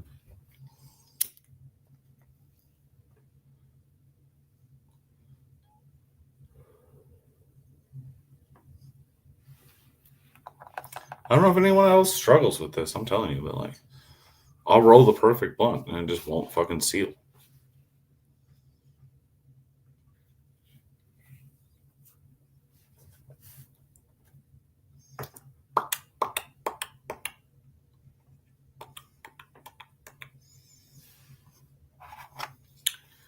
Yeah. What am I doing? Hour 46 already? What are you guys doing to me? Dude, I went live last night and I was all fucked up. I just went live because I don't know, it was a fucking weekend. I was done hanging out with my brother and shit. Dude, I was live fucking super late, like till 2:30 in the fucking morning. And then so I ended the live stream and I was like, I don't know, 2:30 or some shit here. So I probably like crashed by 3, right? If that makes sense, you know, because I kind of went straight to bed, right? I got up at 6:30 this morning. What the fuck is that? I mean, not like, oh, I woke up and I was like, oh god, I'm awake. No, like I woke up and I was like, what the fuck? Yeah, it's not good. It's not good. T-Rex, nah, dude, it's not that crazy, man. You get a little fruit pectin, you get it from the store, you know. It's like if you're making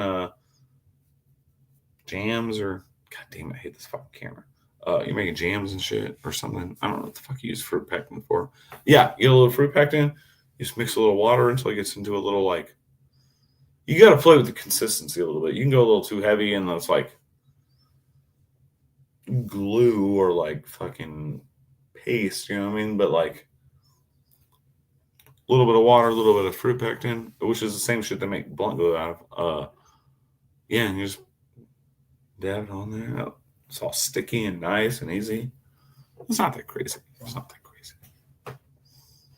Check it out. Try it out. I mean, you get the fruit pectin and it looks like a small pack. God. Oh. But you can make a lot of fucking little mini batches of this fucking blunt glue out of some fruit pectin. Out of one little package, you know what I mean? Like a little hot water, play with your fucking, you know, like use a quarter teaspoon and just like figure out how much you like for how much water you're putting in there. It's not that crazy.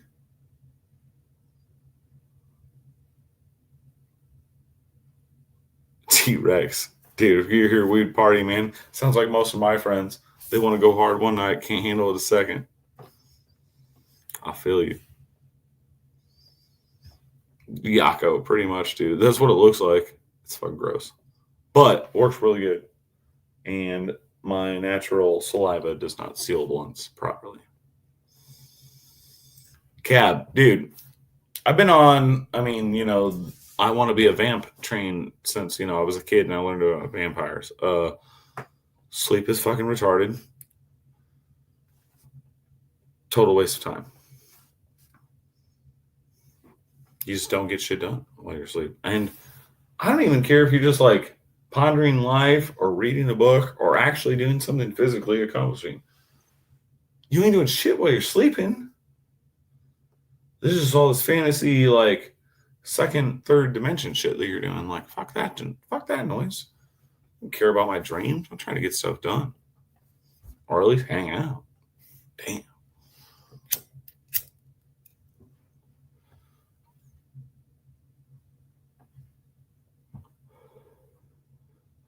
Cream soda become a vampire? I don't know. Fuck, dude. That might limit me. I'm not really into the cream soda, homie. Feel me? It's just not my jams. Yeah, what was it? Must have been last night. Those no, I don't know. One of the last times I got live, yeah, T-Rex, it was the same thing. Like I was like fucked up, and I was like, oh, I'll go live for like 20 minutes, and then it ended up being like a 2-hour ordeal, and I was like, oh shit, it's like 3 a.m. What the fuck?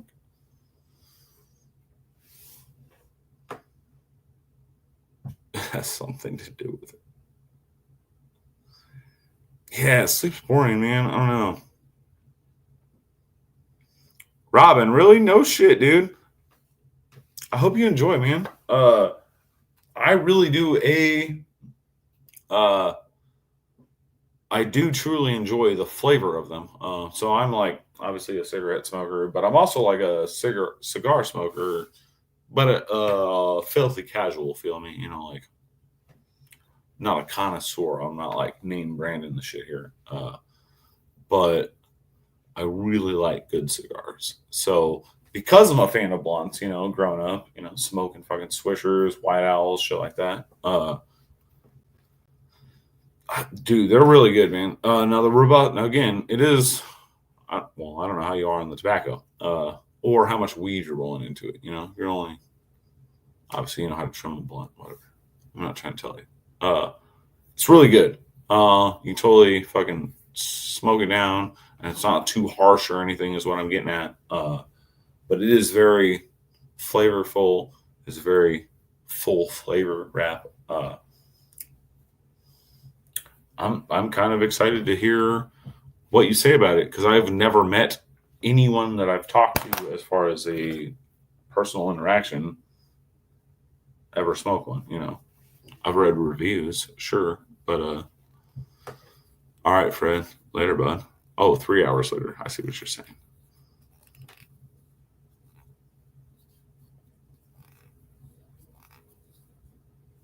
You'll panel it like you want to go live with some folks, dude. I can get a couple of folks on with us if you want to go live, T-Rex. Hell yeah, man! I'll get some edibles going. I'll get the bowls going. I'll even bust out my fucking hookah and smoke that shit. Yeah, if you want to go live, fuck yeah, dude. We'll get a couple heads on. Me, who else? Stevie smokes. We'll try to get Stevie on. I'm trying to think of smokers. If I can't think of another smoker, we'll just get Dank on. That dude will just have a beer or two. That dude's fucking goon.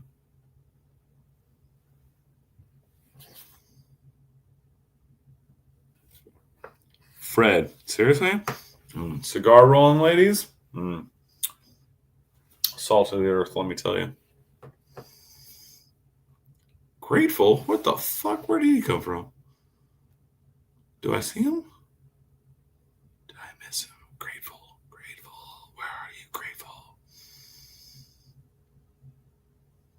I don't see him at all. Is he hidden from me? Oh, you're saying you're grateful. You're fucking me up.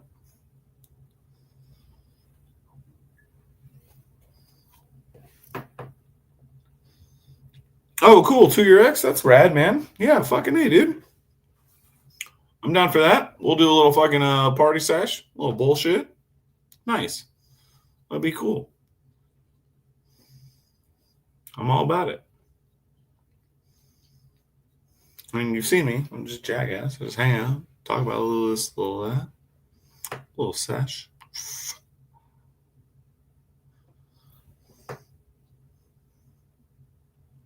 Oh, Grateful would be good to have on. Yeah, dude, Grateful might come on with me.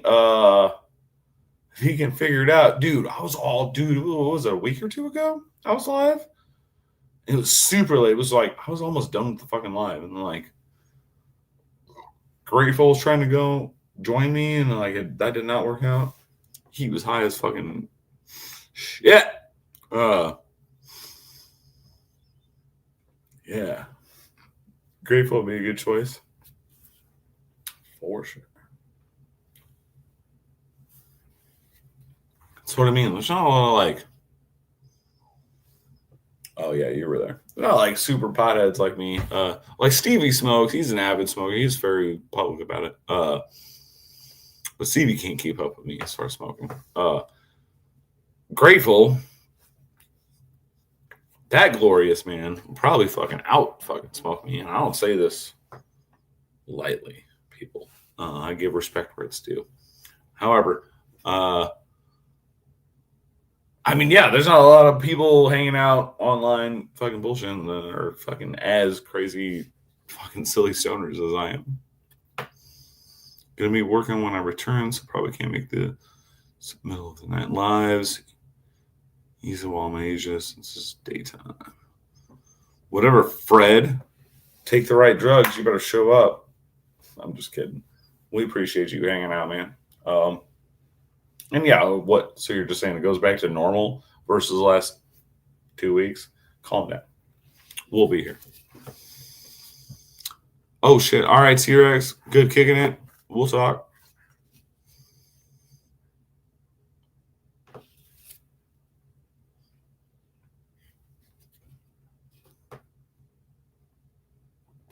All that nice shit. T-Rex is my people.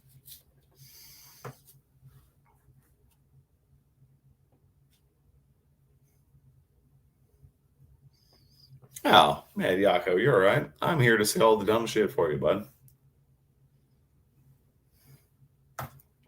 That's the glory of your friend Donald. I'm the ultimate scapegoat. I fuck up so you don't have to.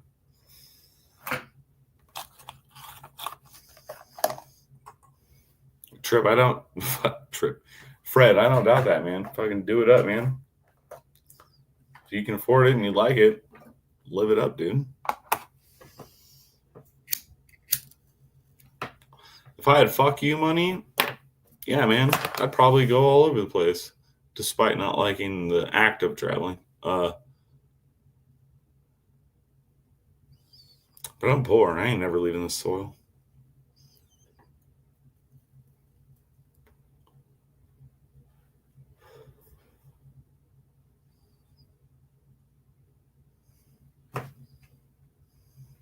Appreciate all of you hanging out with me.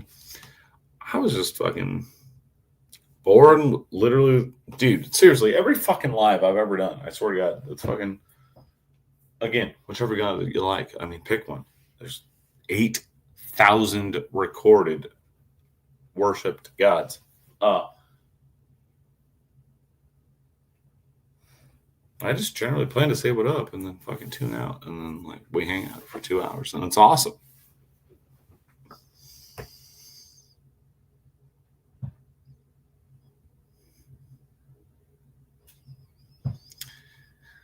Yeah, Robin, getting there is fucking terrible trash. All right, later, Fred. Fucking hate flying. I think it's unnatural. I don't think we should do it at all. I expect to die in a plane every time I get on one. I still do. I know, bitch, but you know where I am a bitch? I ain't getting on no goddamn boat. I ain't sailing across the motherfucking ocean from land to land. That shit ain't happening. And get fucked. Robin, yes. However, I have my father's fucking relentless and belligerent patience in him until he snaps. So the waiting thing, I can do that with like, I can just wait forever for anything. It doesn't even matter. Like, I'm standing in line. I'm the most patient person you've ever met in your whole life. Flying, I used to have to get extremely medicated to fly. All right, let me back that up. When I was a kid, it didn't bother me at fucking all. Been on a couple plane rides when I was a kid. It's fine.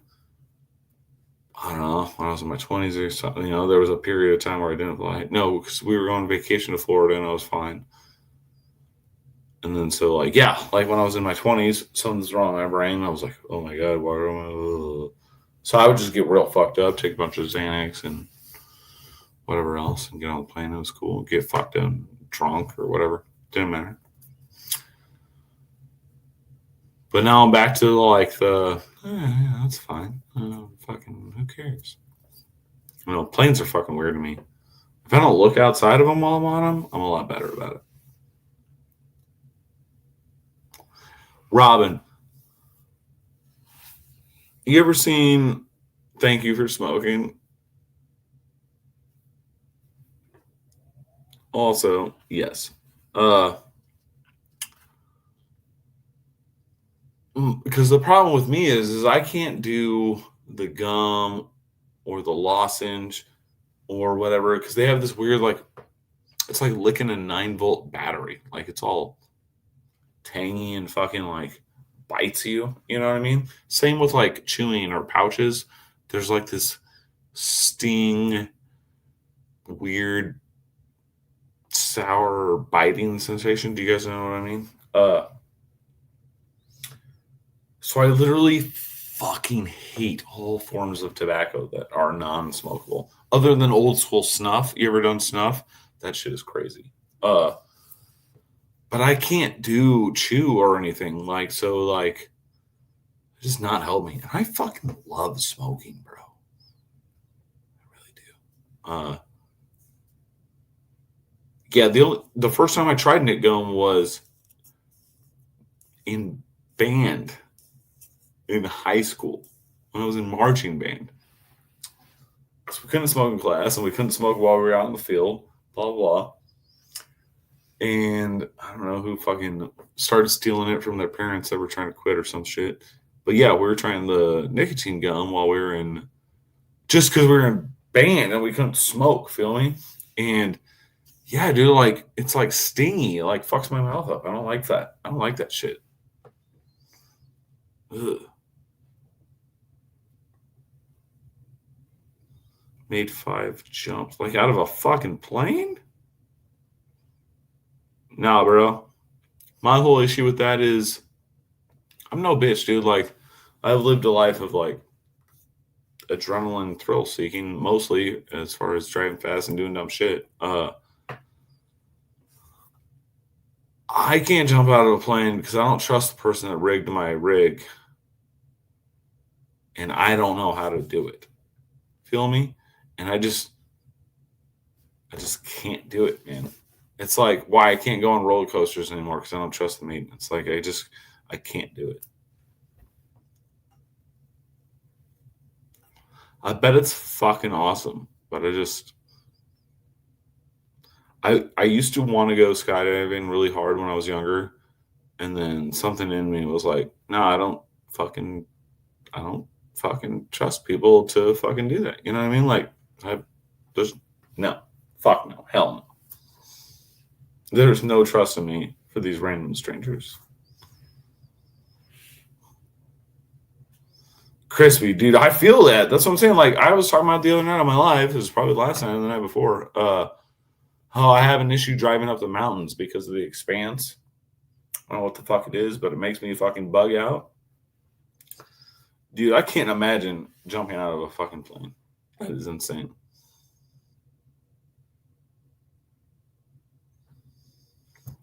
Robin, I really, really appreciate that take on it. Because, like, a lot of people try to be talking about, like, oh, you know, it was just changed me and blah, blah, blah.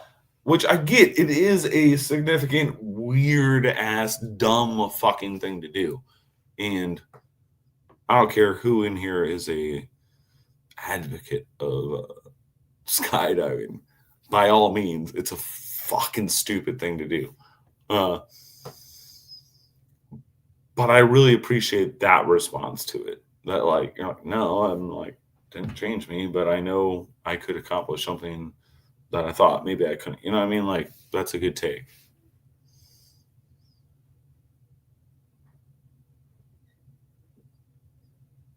Yako, when I went to jail the first time, I read a cowboy book and it had a tobacco ad in it because it was from the 60s and it felt personal. I don't know how to take that. However, I remember being a kid and seeing tobacco ads. And then I remember when they stopped. And I was smoking at the time they stopped by that time. Because I started smoking in like 3rd, 4th grade for sure. I mean, I started stealing cigarettes from my grandma when I was like fucking probably 6 years old. She would leave burning ones in the, you know, they'd just be, you know, she'd have like a lit cigarette in every room. Feel me? Like she was that lady. You know, you get a little high when you're 6 years old, or 7 or 8, or however the fuck old. I can't really claim 6. I have no fucking idea how old I was, but it was mad fucking young. When I started taking the, you know, the puffs, and I remember when my grandma moved into like an assisted living joint on her own accord, dude. This is the only woman. My grandma was so fucked up not in like a out of touch with reality, right? I'm saying, but my grandma was such a maniac, right? So, I mean, she was kind of a harsh cunt, like my entire life. Feel me? Uh, and she had a little bit of health issues going on. She was basically starving herself here. It was after my grandpa died or whatever. Blah blah. Long story short, but then she was okay. But then she moved into assisted living, like under her own accord, like under her own will. Like she chose the place and spot to do it. And basically gave me ward over this house. And that's fucking insane. Like, what the fuck are you doing, lady? I had a whole point to that, and it's totally gone now.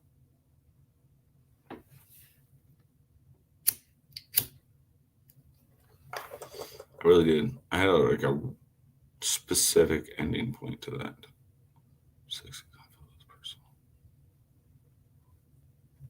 I have no the fuck idea what I'm yapping about. Why aren't you guys yelling at me and telling me I'm stupid?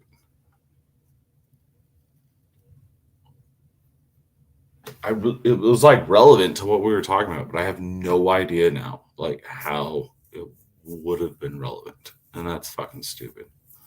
Something about ghosts, yeah, probably. Old Gma,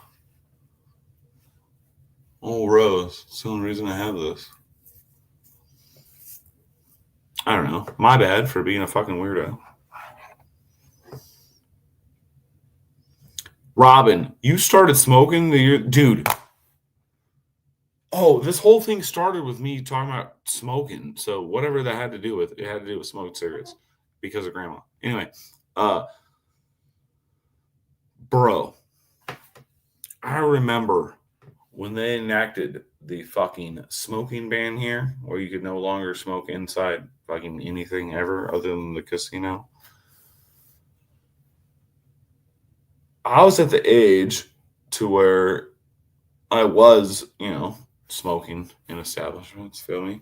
And when they did that, I did not go out to eat, out to the bar, out to the pool hall. I did not spend money in my city outside of my house or the grocery store for 2.5 years.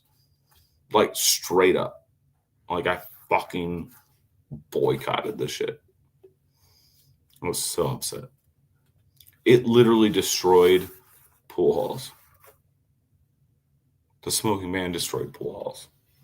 And that's something I have no forgiveness for.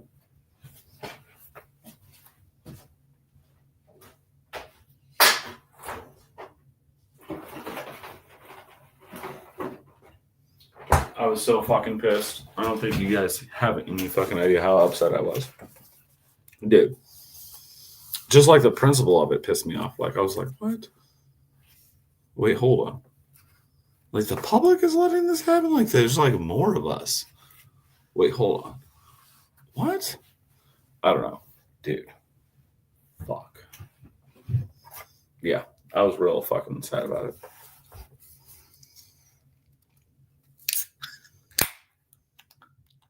Again, I don't know where the tangent of my grandma went, but she's the reason I started smoking cigarettes and drinking coffee and drinking beer.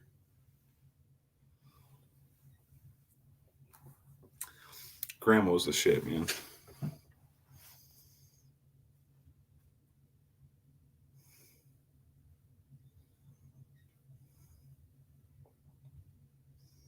Robin, that means you are truly in your fucking cockles. My kind of man. Damn the man. Smoking used to be a thing of the rich, goddammit.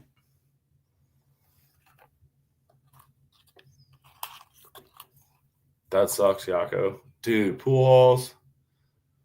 Fuck, man. When I was in my late teens or early 20s, when I was on pool league and doing that shit and getting into bars early, fucking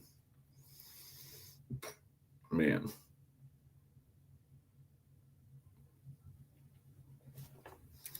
I don't even have enough good words about the way I feel about pool halls and my fucking upbringing and or interaction with fellow humans.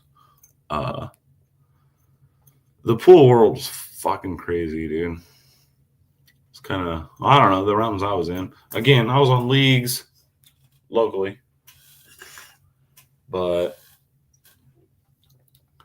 a lot of different pool halls around town. What a weird fucking kind of underground, seedy, ghetto shit going on. Lots of fucking high end bets going on. I learned a lot from this dude who we befriended. His name was Lee Hustlin' Lee. And he lived in Lincoln, which is like the only other place in Nebraska that matters. It's about 45 minutes from here.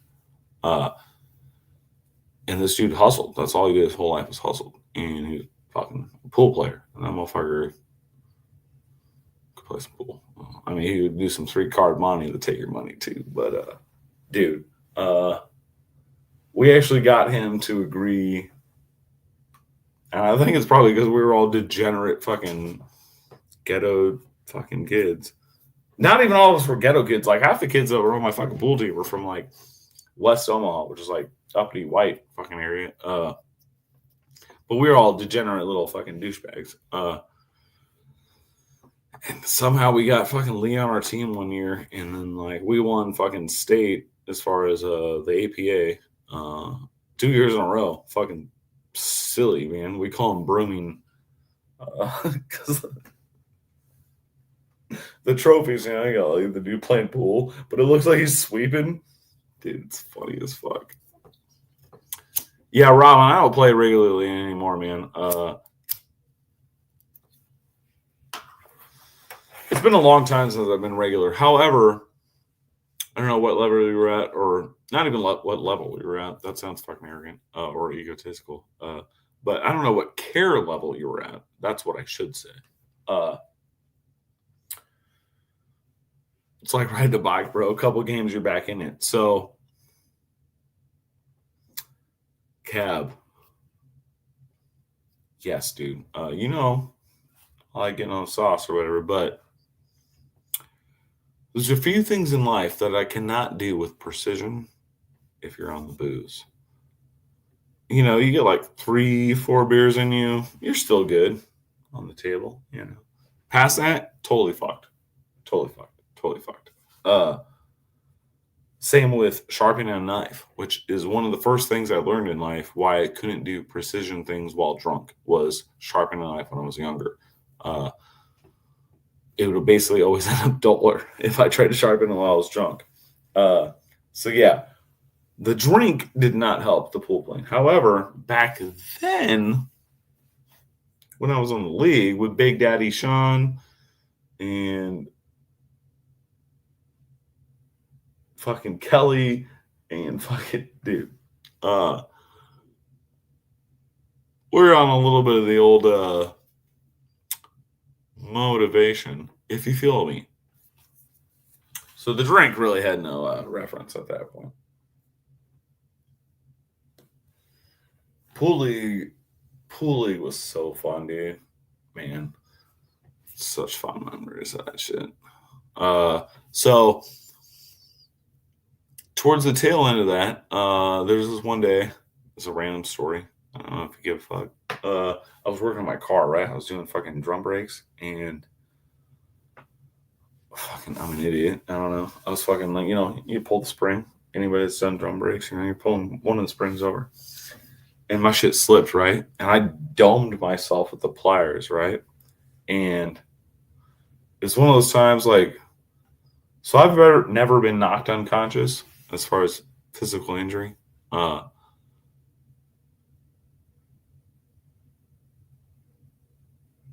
But I fucked myself, dude. I was like, I probably had a concussion, I think. Like, I never got sick afterwards, but like, I had like blurry vision for a little while, for like, you know, an hour or two after that. Like, it was fucked up. But I had league later that night, you know, so I drive out and we go to league, and, you know, I'm getting fucked up playing league, and then I go leave.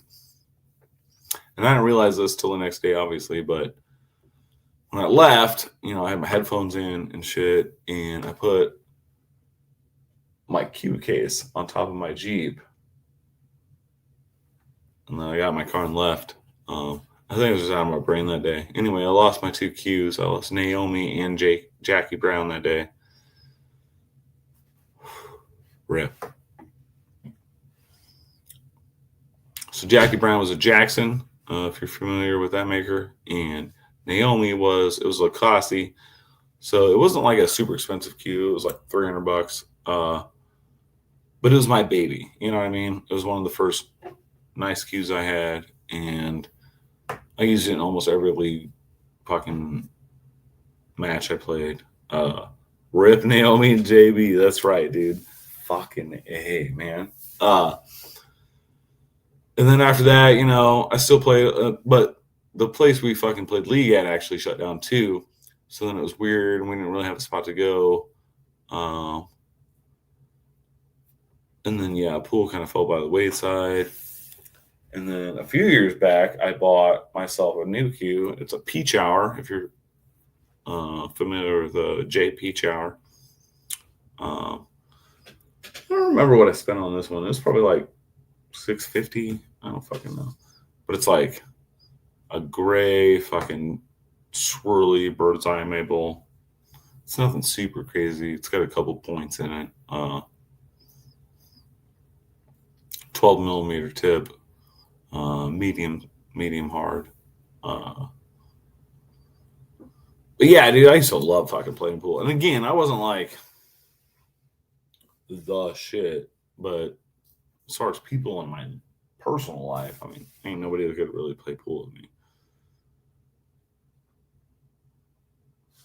Dockboard pounder one time. I don't know what the fuck that means.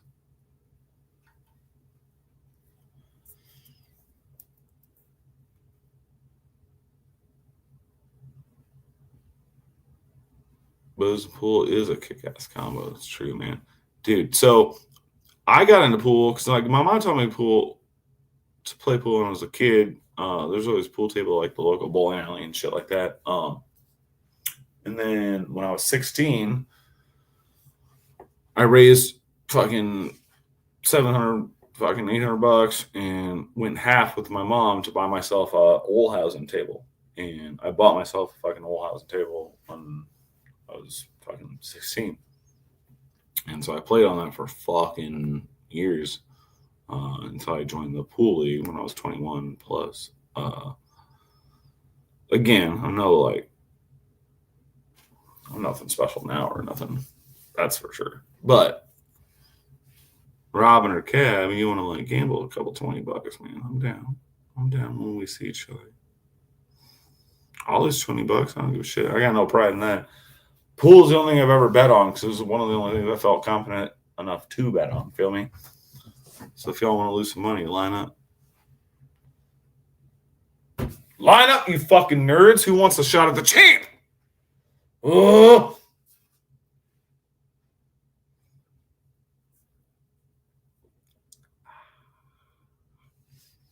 I don't have Great Bush. Jeez.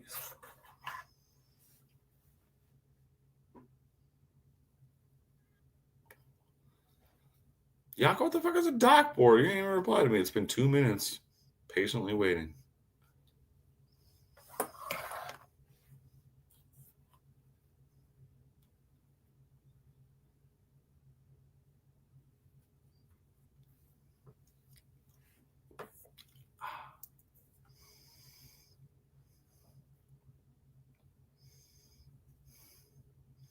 Yeah, Robin. All my pool cues, all my cars, all lady names, man. Rip Butchie, Rip Natasha, Naomi, Jackie Brown, Zoe.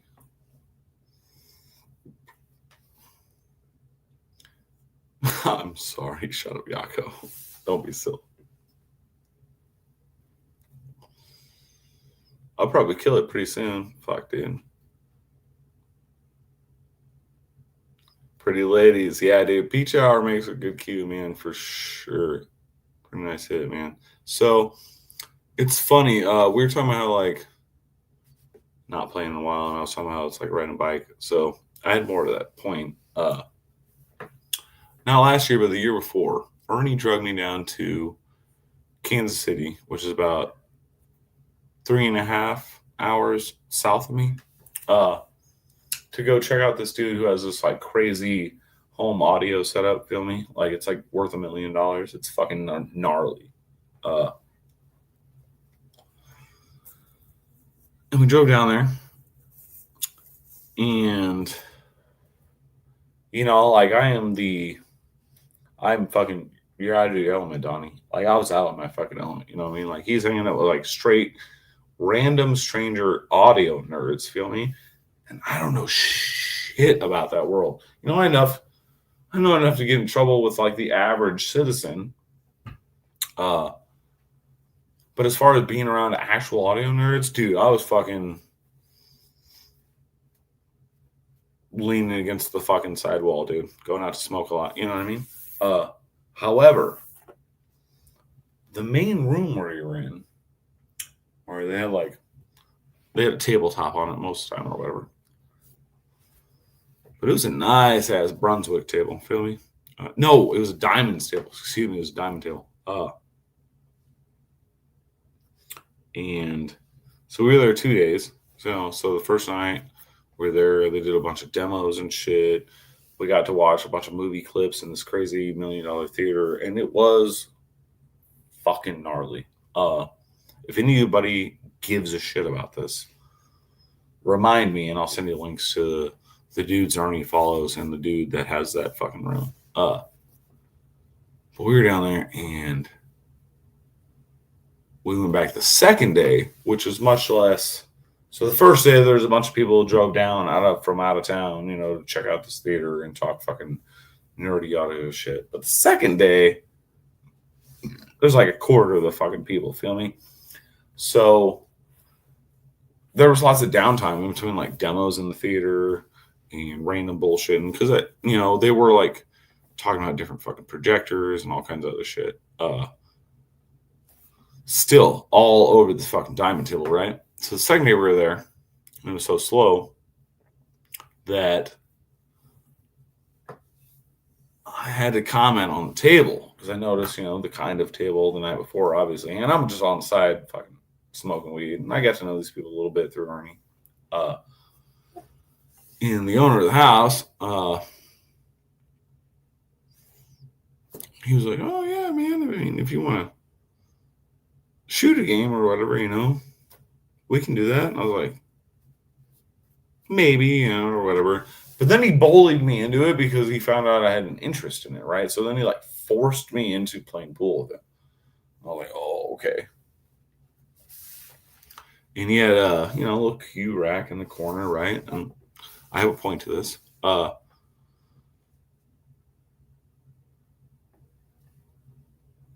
So, like house cues, like you go to the fucking, like a bar cue, you go to the bowling alley, it's just the basic brown pole, they're all the same, a couple different weights, you know what I mean? This dude had 8 house cues. Feel me? All right. All 8 house cues were fucking JP Chowers. All 8 of them.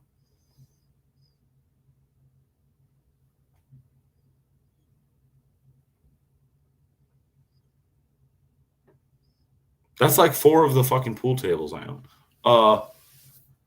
For those of you who don't know. This motherfucker has, and dude, and his house is nasty state. I mean, it's fucking definitely got money. He had the fucking electric fucking Ford Lightning, all that shit. Robin, exactly, dude. I'm saying like, but he didn't give a fuck. He bought them without even caring or knowing. Like I was starting to talk about it, and he was like, "Oh, somebody suggested them, so those are the ones I bought." That's the kind of money this dude has. I was just like bugging the fuck out. Now, granted, I did play a game with him, and I made him look like a fucking asshole, which was really good for me. But yeah, like he literally didn't care. He just had like 8 $500 cues for no fucking reason. You know what I mean? Like just because somebody was like, "Oh, these are okay to have." What? If I had fuck you money, god damn it.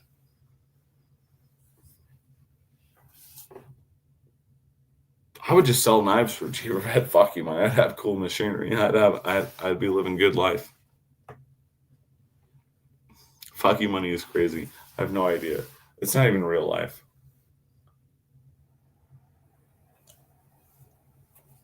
But yeah, he didn't even care. I was like totally giving him shit about it. He was like, ooh, I don't even know. Like he just doesn't even know.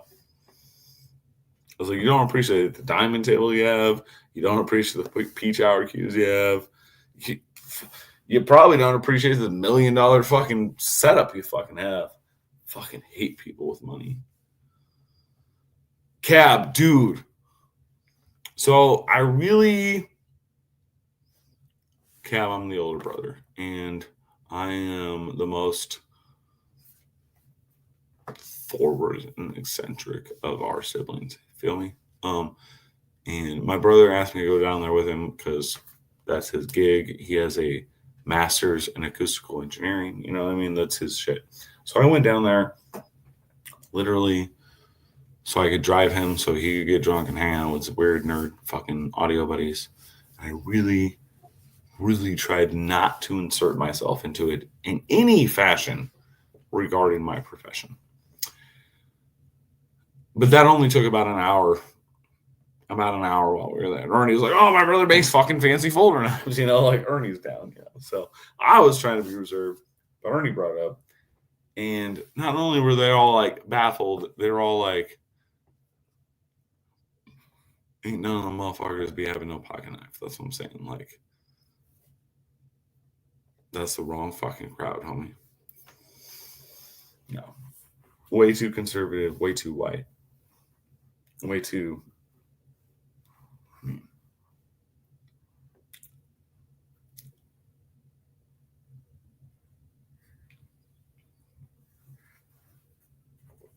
This dude didn't even drink beers. That's all I'm saying. And not because he was like sober from having it. Like the dude just like on principle didn't drink booze. I don't be trusting people like that.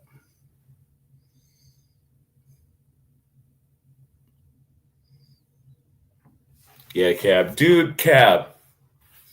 Check this out. So I grew up with and taught how to skateboard Lavelle, King ISO. If you know who he is, he tours the world with fucking Tech 9, right? So a few years ago, I made a fixie. And I went to the show.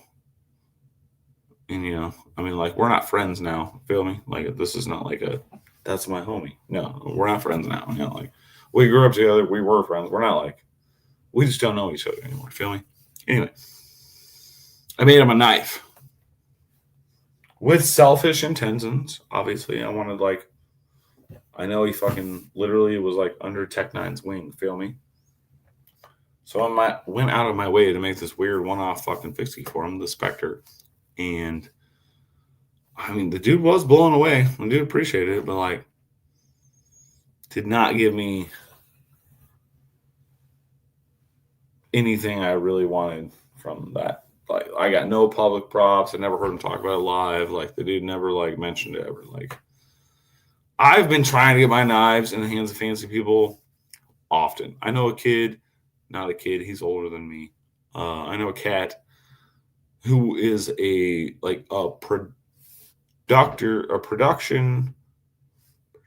producer's assistant or whatever he was. This was a while ago now. He's probably in higher rank now. In fucking Hollywood, worked on all kinds of shit. Fucking just a bunch of shit. Anyway, it doesn't matter. I've been trying to get my knives in the hands of fucking fancy people for fucking ever, and to no fucking avail. Oh boy, Hawaiian dude. That dude's got a bunch of fucking cool knives. He got Black Snow Customs and he's got some American Customs. What's his name? Fast and Furious. I can't think of his fucking name. The fucking gypsy. Anyway, you know what I'm talking about. But it's fucking impossible. Anytime I try fucking having it, falls flat. Pisses me off.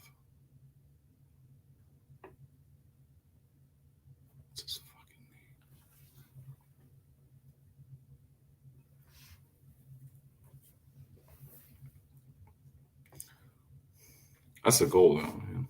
Some shit in a fancy person's fucking hands. Then I can sell 15K fucking knife. Jason Momoa, thank you. Fuck, dude.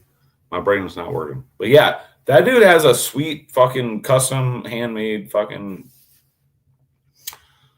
knife collection. He's got a bunch of fucking Black Snow Customs. I mean, that's the main one I can think of. But he has several other, I know a couple of American makers too. But that dude's like an avid knife collector. And dude, getting something in his hands would be fucking dope. And I feel like if I can con Jeff into some pulling some strings, maybe. And that's my boy that's assistant producer. Yeah, I don't know. Aquaman. Love it.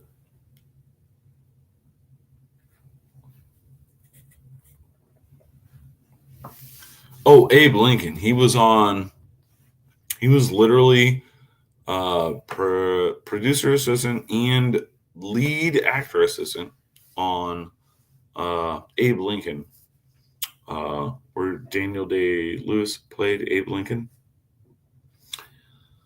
And that shit was gnarly, dude, because he'd always come over for the sessions over at the homie's house, Milo's house. And, dude, towards the end of production wrap, because Daniel Day-Lewis is a fucking psycho and is a method actor or whatever, he's in like character the whole time.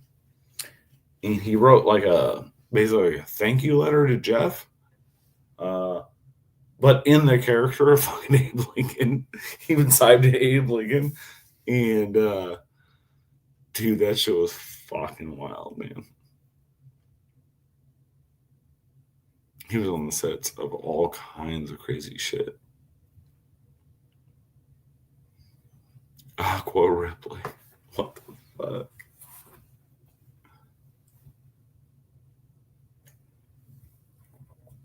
I have no idea what the fuck I'm even talking about anymore. I don't know why you guys are still here. You should be like shaming me.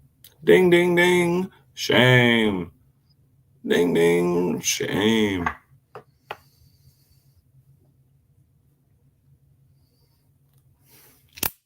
I get my slugger tomorrow. Dude, I'm so fucking stoked. I'm so fucking pissed, though. Like, dude, I ordered that shit last Wednesday or Thursday, and it's still not getting here till like this Monday. Like, what the fuck? For shame. That's goddamn right. Whip myself a little bit for bed. Proper Catholic, But yeah, dude, I'm super stoked to get my slugger. I want to check out like a full size fucking out the front. It's gonna be fun.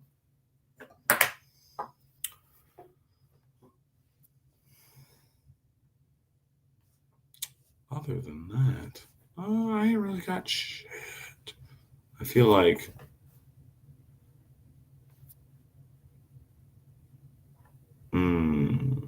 peace out. Yeah, I'll probably call it here.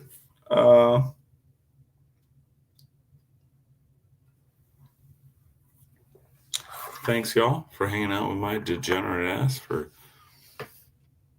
2 hours, 34 minutes, and 39 seconds.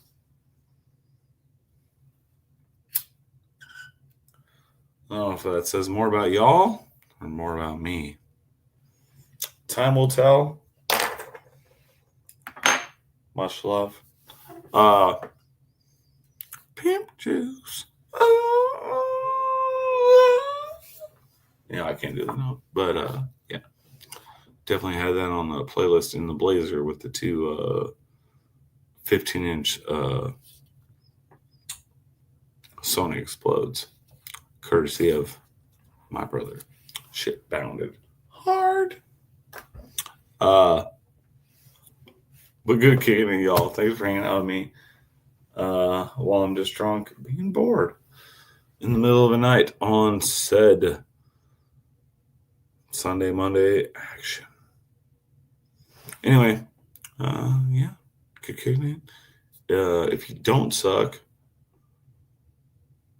you'll turn into Metal Mondays tomorrow Oh, Cicero L7s. We actually still have one of Ernie's old ass L7s putting in work as a third, not even a secondary, like a third sub in the living room here. Yeah, Square L7s, so good. Henry, all good. I was probably just being an asshole, but I'm about to kill this. Who sucks? No one sucks here, Zach.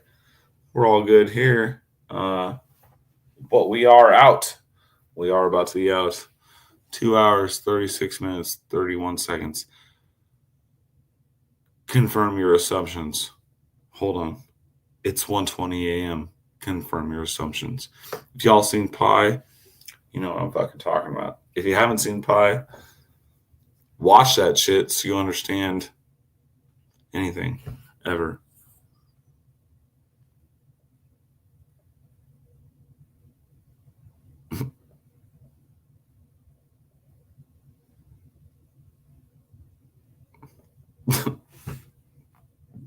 Chat, too good. Yeah, it's 1:20 here, but man, dude, I only got like maybe 3 hours of sleep. My shit is done. Nightwing out, my boy. Stay strong. Catch you on the flip side. Hopefully. End stream. Oh shit. Double confirmation. End stream.